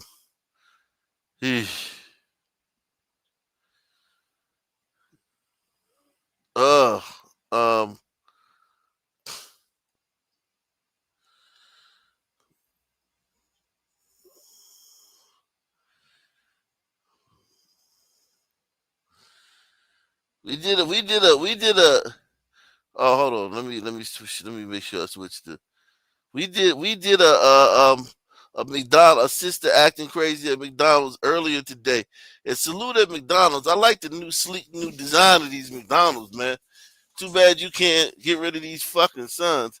But we did a story earlier today of a sister wilding out at McDonald's. Everybody hit that like button, man. Smash that like button. Subscribe to the channel. Salute to everybody watching on X, Ock Nation News, and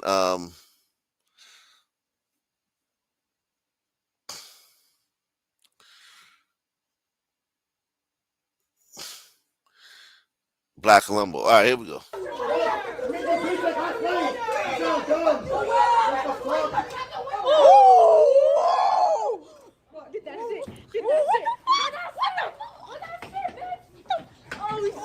Oh shit! What the fuck? Yeah, stupid. Oh yeah. What the fuck? Now get busy. Get busy. Stop grabbing. Stop grabbing. Stop grabbing. Stop grabbing. Fuck nigga. Stop grabbing. Yeah, dummy. Get your stupid ass up. Dumb ass up. Dumb ass little boy. Don't touch. Don't touch. Ooh. The fuck? Come get busy, nigga. Ooh, shit.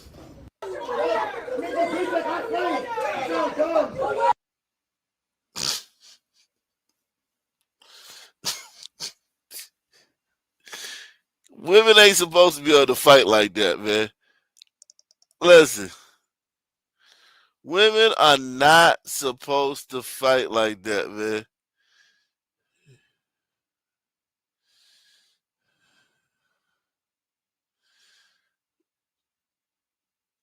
That shit is ugly, man.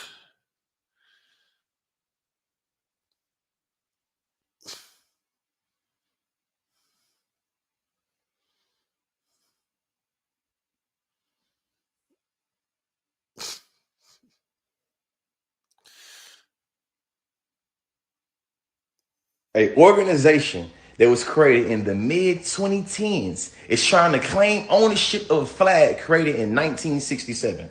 A anti-Pan-African organization is trying to claim a flag that had African symbols embedded inside of it. Don't take my word for it, look it up. The swordness flag symbolizes the authority and leadership of Moorish fighters from the 8th century. The 8th century that came before the plantation. You know the plantation? The one y'all love to say y'all lineage started on? Yeah, that one. Well, according to the designers of this flag, this fig wreath represents an ancient African fruit that comes before the plantation. This right here all illustrates that the African American heritage is something that is so beautiful and magnificent. It predates before masters started putting us in this foundation of America, being able to strip us from our labor and being able to separate us from our flesh. Being against immigration is not gonna get us our reparations, as well as clicking up with white supremacists won't do it either. Hey, shout out to all the black Americans that don't have to champion mass deportation, that don't have to be a white supremacist sympathizer to be proud of their black heritage. Shout out to all the black Americans that ain't gotta fight with immigrants to be able to affirm their blackness. Hey, shout out to us, we out here, man.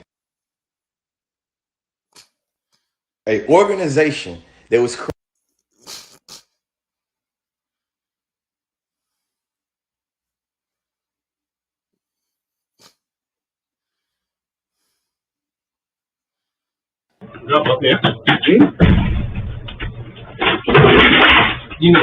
Where do that? Oh, you fucking creative boy. Yeah. Shoot, motherfucker. Shoot. Damn. That's how crazy you got to be to have a store. His sons are around, man. That's how crazy you got to be.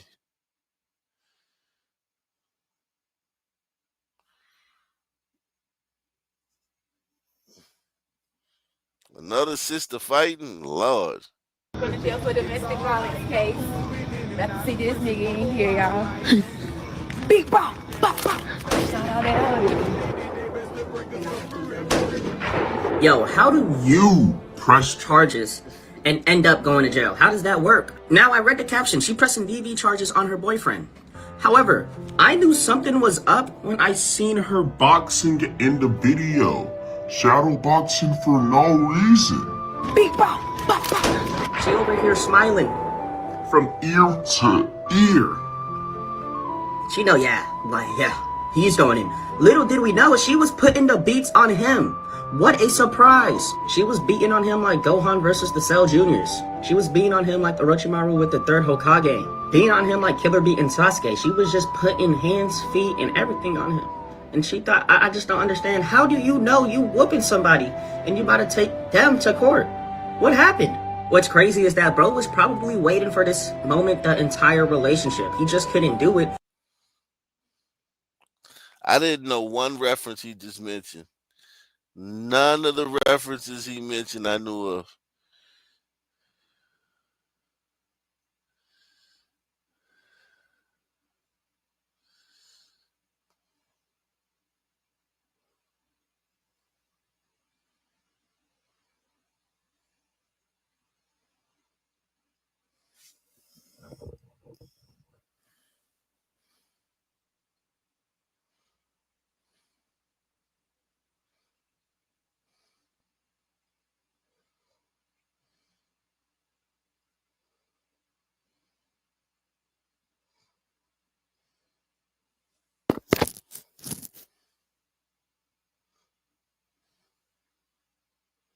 Oh, we covered this story a while back.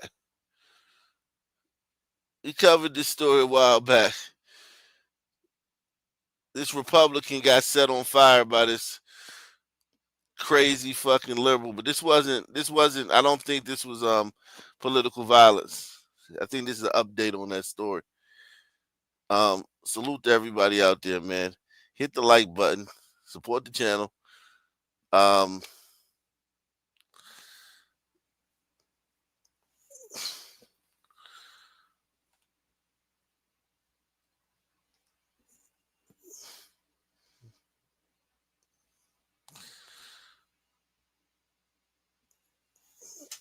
Let's see.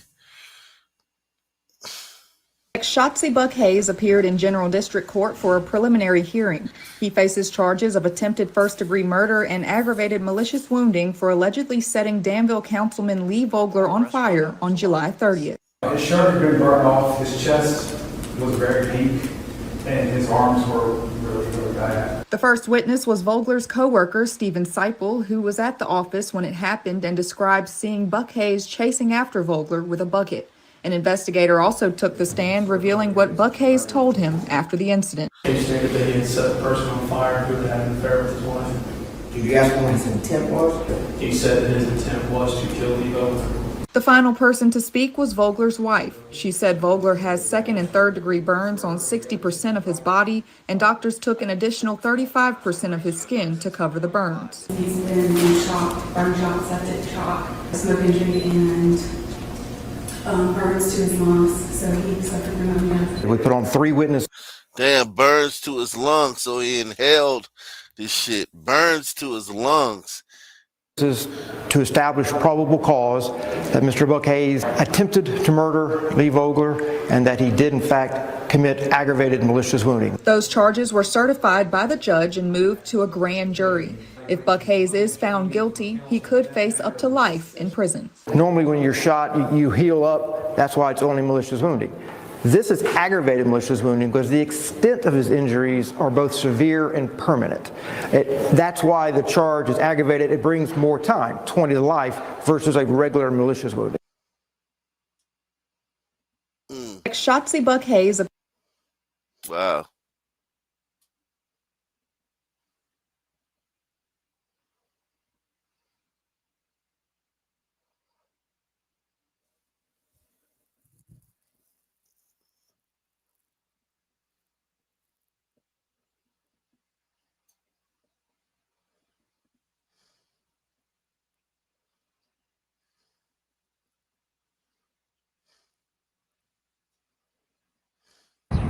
Come on down to the water, you know. Any body of water, it don't matter which body of water it is, you just go to that body of water. And this how you go know.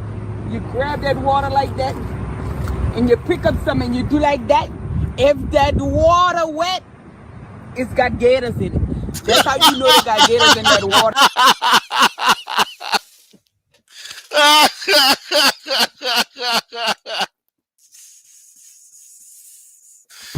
How you can tell they got gator in that water? So So you go come down a little more. Come on down to the water, Any body of water, it don't matter which body of water it is, you just go to that body of water. And this how you go know. You grab that water like that, and you pick up some and you do like that. If that water wet, it's got gators in it. That's how you know they got gators in that. Oh shit.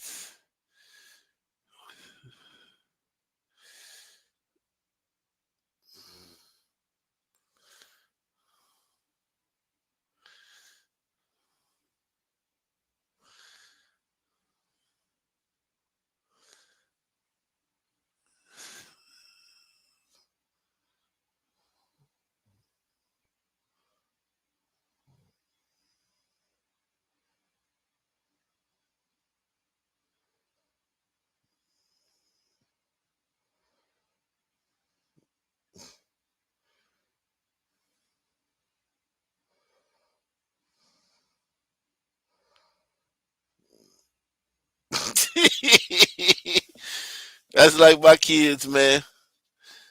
My kids, man, they close like that.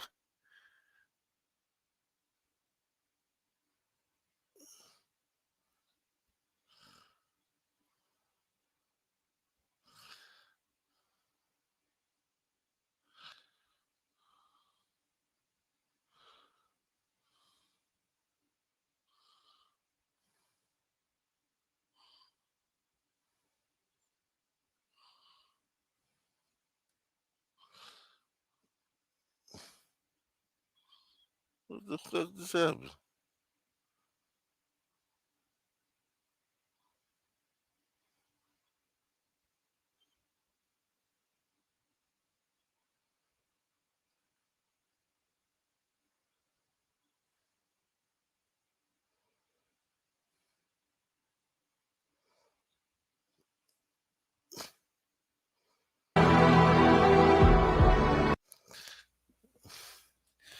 Now they do this to avoid state snakes.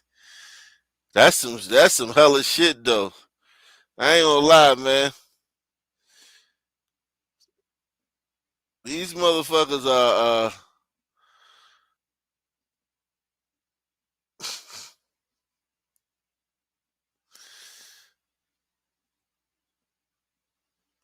they do this to avoid snakes.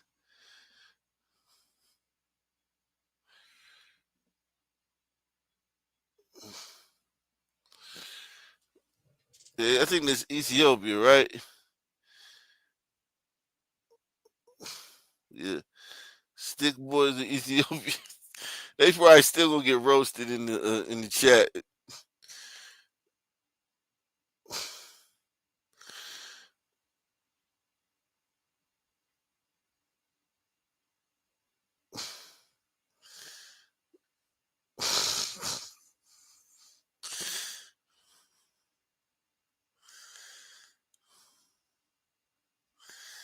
Jesus.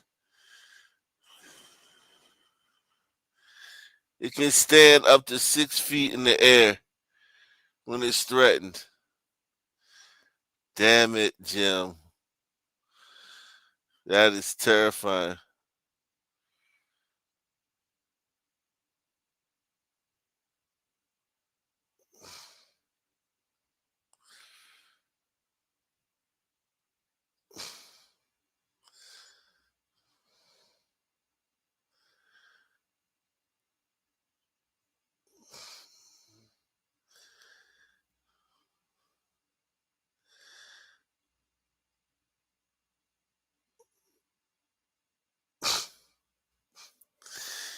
Man.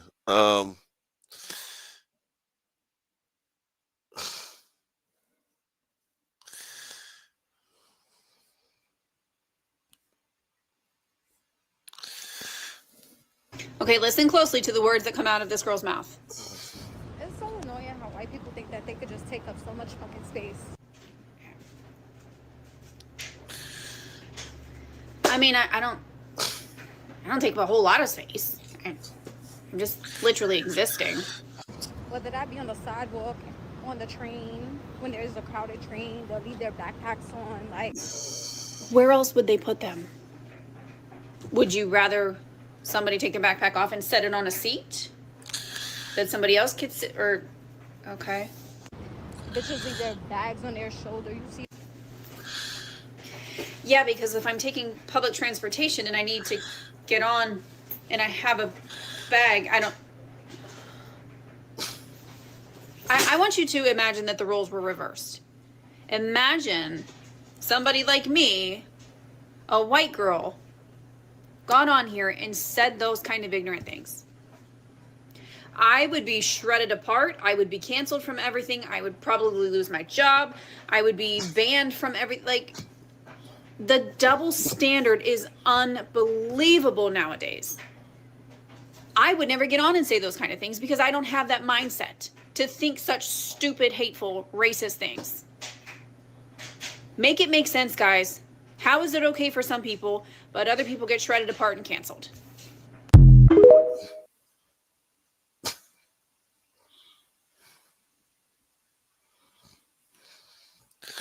Oh yeah, this is the shield, the energy shield master. The energy shield master, man. This guy, he can create an energy shield around him with his mind.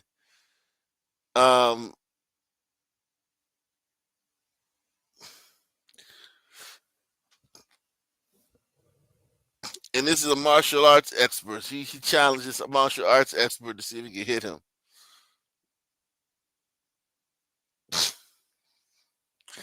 Energy shield master versus martial arts expert. I'm going with energy shield guy, man. Who you got? I got energy shield guy, man.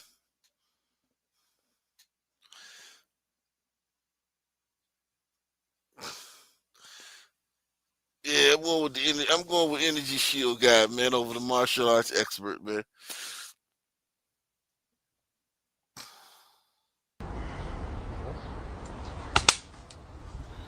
Oh, that's right, energy shield, man.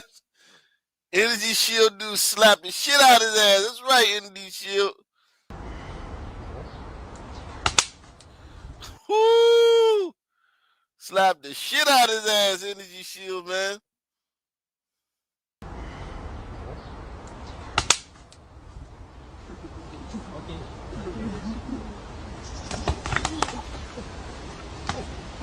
Oh, shit. That was a mean uppercut. I ain't gonna lie. That uppercut was mean. Now that's a punch. That makes me proud. That's a punch that makes me proud.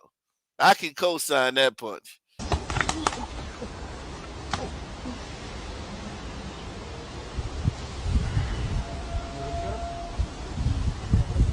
Come on, energy shield guy.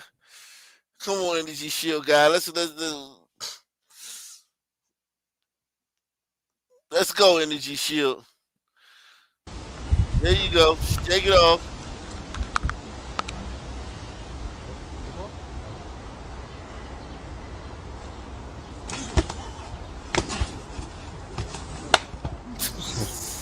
Все, нормально, не надо. Okay.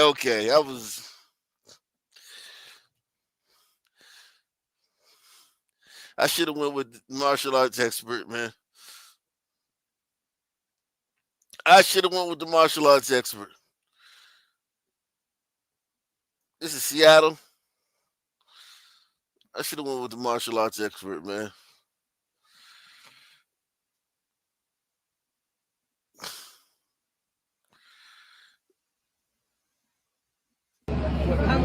Hey, don't forget, you guys are still on stolen native land.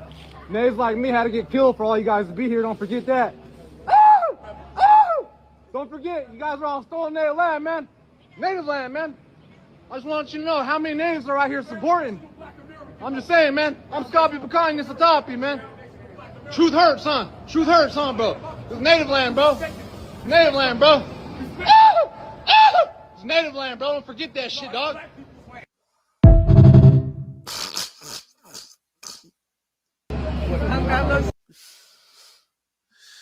Some of this shit, what's this? The Democratic Attorney General.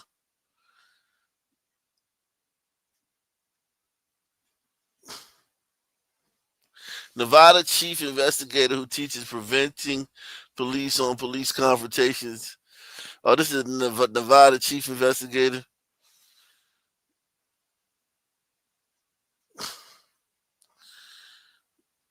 William Scott.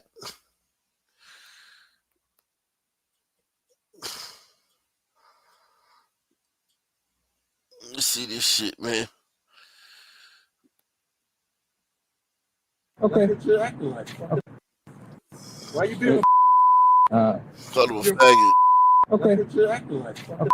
You're being you suck both ways. Clearly you don't. And this is why you got a ticket. Bye. I got enough money to pay for mine, faggot. Actually, you use the speakerphone. Okay, you can't have it in your hand though. I'm retired. I appreciate it. With Metro, and I am the chief of investigations right now with AG.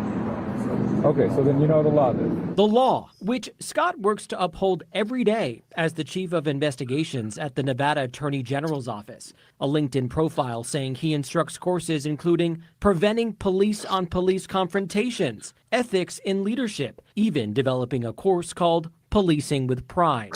So maybe I'll just call Kevin and just tell Kevin you give me a hard time because perfect. I'm telling you, I didn't know, dude. Kevin, as in Clark County Sheriff Kevin McMahill, Scott himself joining Metro in 1991, retiring about 5 years ago as a captain before the Attorney General appointed him to his taxpayer-funded leadership position. Sit in the car, sir. Stop. Hey, I'm just telling Go you. sit in the car. Why are you being every like time? This, dude? Every second I spend with you tells me that there's no way that you're a retired cop. Minutes into the stop, Scott gets out of the state vehicle, trying to prove he's a retired cop. The traffic officer later returning with a ticket for holding that phone while driving. Records show the Las Vegas Municipal Court would later lower that ticket to a parking violation. There you go, right there, buddy. All right. Yeah. So you just led with that. Why you being Scott then starts arguing, dropping names and an anti-gay slur. Clearly you don't.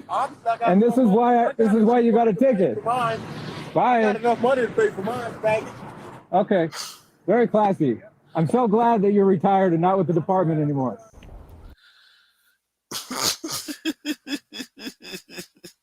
Why you being Jeez.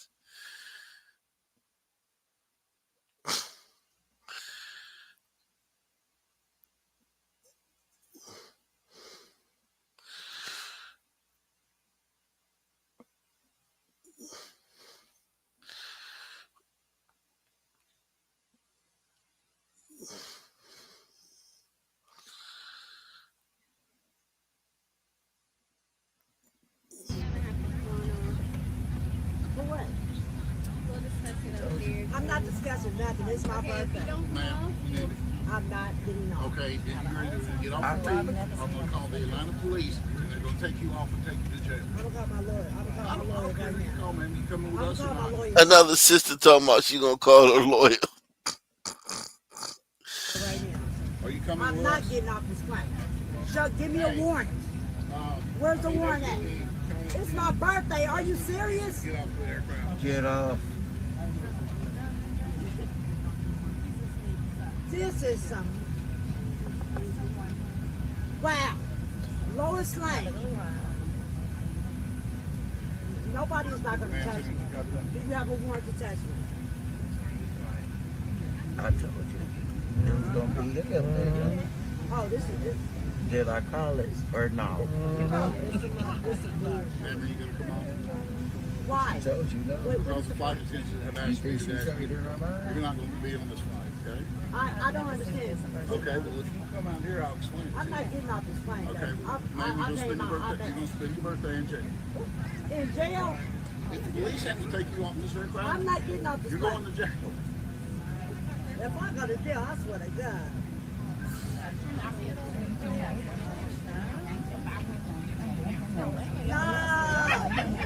no. Give me where's your paperwork? No, I need a warrant. Where is a warrant? I'm not moving. I'm not moving. I'm not. So show me the protocols of the airline where I have to get off this airline. Show me the protocol. Show me what I signed. Please put it in my face before I get off of this plane. You should have been gone. Auntie, Put it in my. I'm not moving. Auntie, they say if you get off, you don't have to go to jail. But if the police gotta get you off, you're gonna spend your birthday in jail, Auntie. I'm not getting off. But you don't want to go to jail, Auntie. Why am I getting off?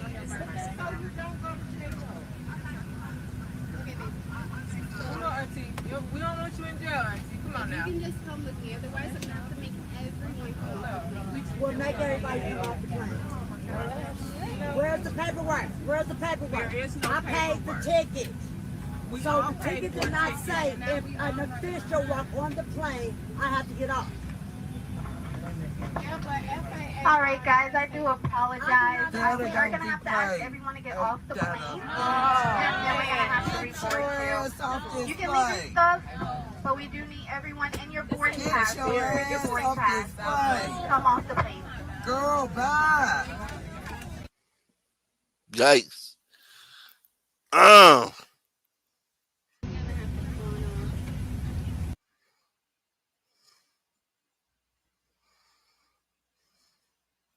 Remember this from yesterday? Who remembers this story from yesterday? First one, if you remember this story from yesterday.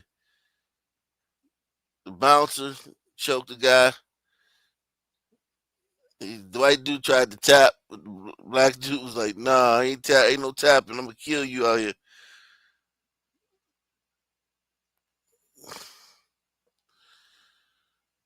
Put his head through the windshield.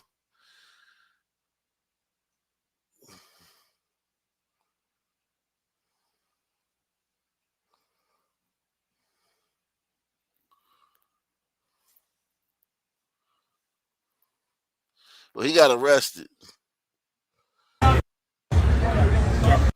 He got arrested, charged with aggravated assault. Kevin Weaver, 41, charged with aggravated assault. I told you he was trying to kill him. I mean, I told you he was going to get charged with something. Let's see sisters in the nail salon. Sisters in the nail salon.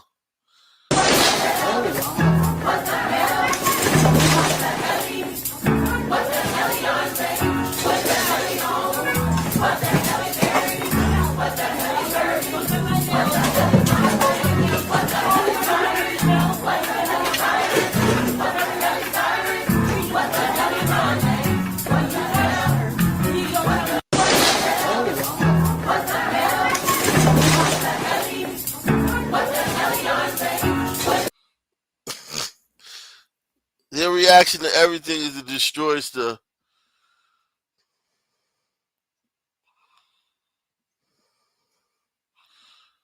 And she gonna fill a whole Gatorade pitcher up with soda from the fountain. I never even thought of that. Shit, that's a good idea, man. I might do this, man. I might do this, yo. I might do this. I might do this, man. 213.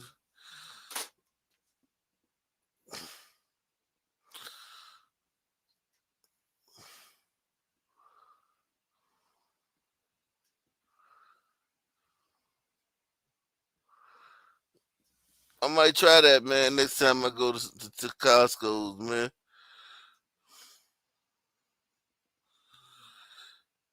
Kentucky woman causes $100K in damages during rampage at Little Caesars after being told she would be charged for extra sauce. Jeez.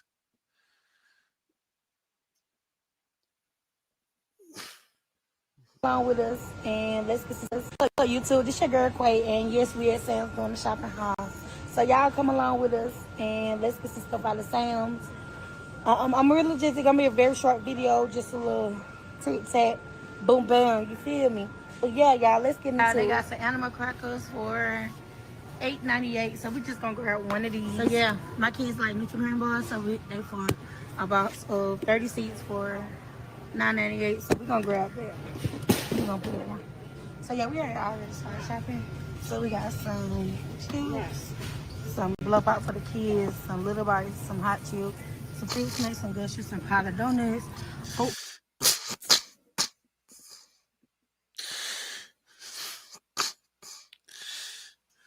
Jesus Christ. Meal pies, some honey buns, and yeah, so let's get it. Signature Frontier, a box of 2 bags for 49 ounces for $7.98.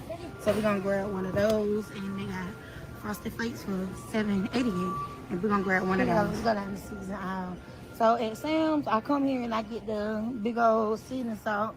So I'm gonna grab one of those, and it is for $6.68, which is a good price. And yeah, let's see what else we need.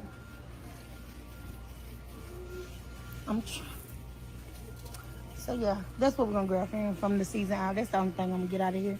They got some olive oil for $11.48, so we're gonna grab one of these. Yeah. Yellow rice.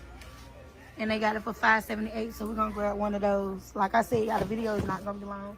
It's gonna be a short video. So we're gonna grab this pack right here for $7.98. It's actually on sale. Easter saving $1. So we're gonna grab one of these with 2 ketchup, mustard, and sweet relish. Get some of this ranch right here for $12.48, and that's the Hidden Valley for $12.48, 2 packs. Yeah. So they got the Velveeta macaroni and cheese, shell macaroni and cheese for $14.98. I usually don't buy this, but I ran out of macaroni and cheese, and I went to my sister's house and got this. And she had it, and it tastes pretty good, so I'm gonna grab a case of those. The twins like the ravioli, so we're gonna grab 2 cases of those for the twins. So they got spaghetti noodles, $5.48 for 6 packs of spaghetti noodles. So we're gonna go with those. Some of this regular spaghetti sauce, we're gonna grab one of these. It's a 3-pack for $8.98. So yeah, that's a steal. People grab one of these mashed potatoes. I don't know how much it is quite yet. I'm gonna grab 2 boxes of these because we go through mashed potatoes like it ain't nothing.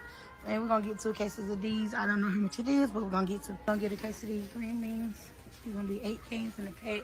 So we're gonna get 2 of these. I'm gonna grab one of the serving for $6.78. So we're gonna get one of those. $6.78. We're gonna get one of these. We're gonna just the marshmallow, y'all, for $7.98. So yes, I'm gonna get a box of those. So we're gonna grab a box of Frito Pepper for $6.48. And a box of Fritos, $8.58. Captain Crunch Berry for $5.98. Liquor Trump for $7.88. We're gonna grab 1 box of each. So we're gonna for the Go-Gurt, the kids love these. And the peaches, they right there together. So we're gonna get a box of those for $10.98. And we're gonna get the Go-Gurts for $15.98. We're gonna get 1 of each, y'all. We're gonna get these tarts for $9.98. Hello YouTube, this your girl Quay, and yes, we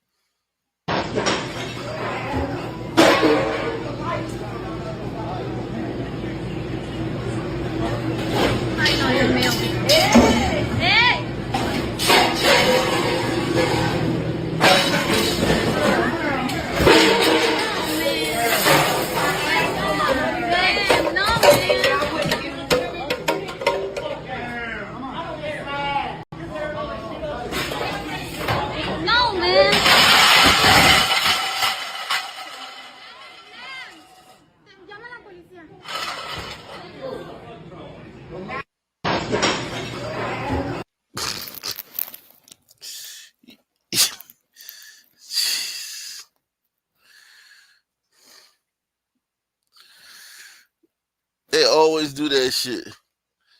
They always do that shit, man. They always tear everything up, man. Why you sisters always doing that shit, man? If somebody gotta clean that shit up.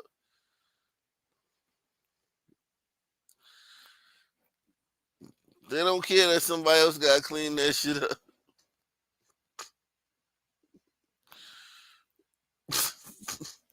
The Simpsons. They don't care that somebody got to clean that shit up.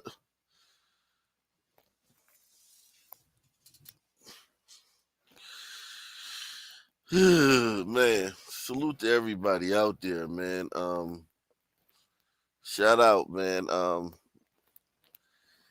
probably do a show in the daytime tomorrow, man. I may do a daytime show tomorrow. Most likely, man. Most likely I'll do a daytime show. If you on Twitter and you watching, follow me on Twitter, man. Follow me on Twitter if you're watching. And also hit the like button so you can be notified when I go live tomorrow. We'll do another show during the daytime tomorrow, man.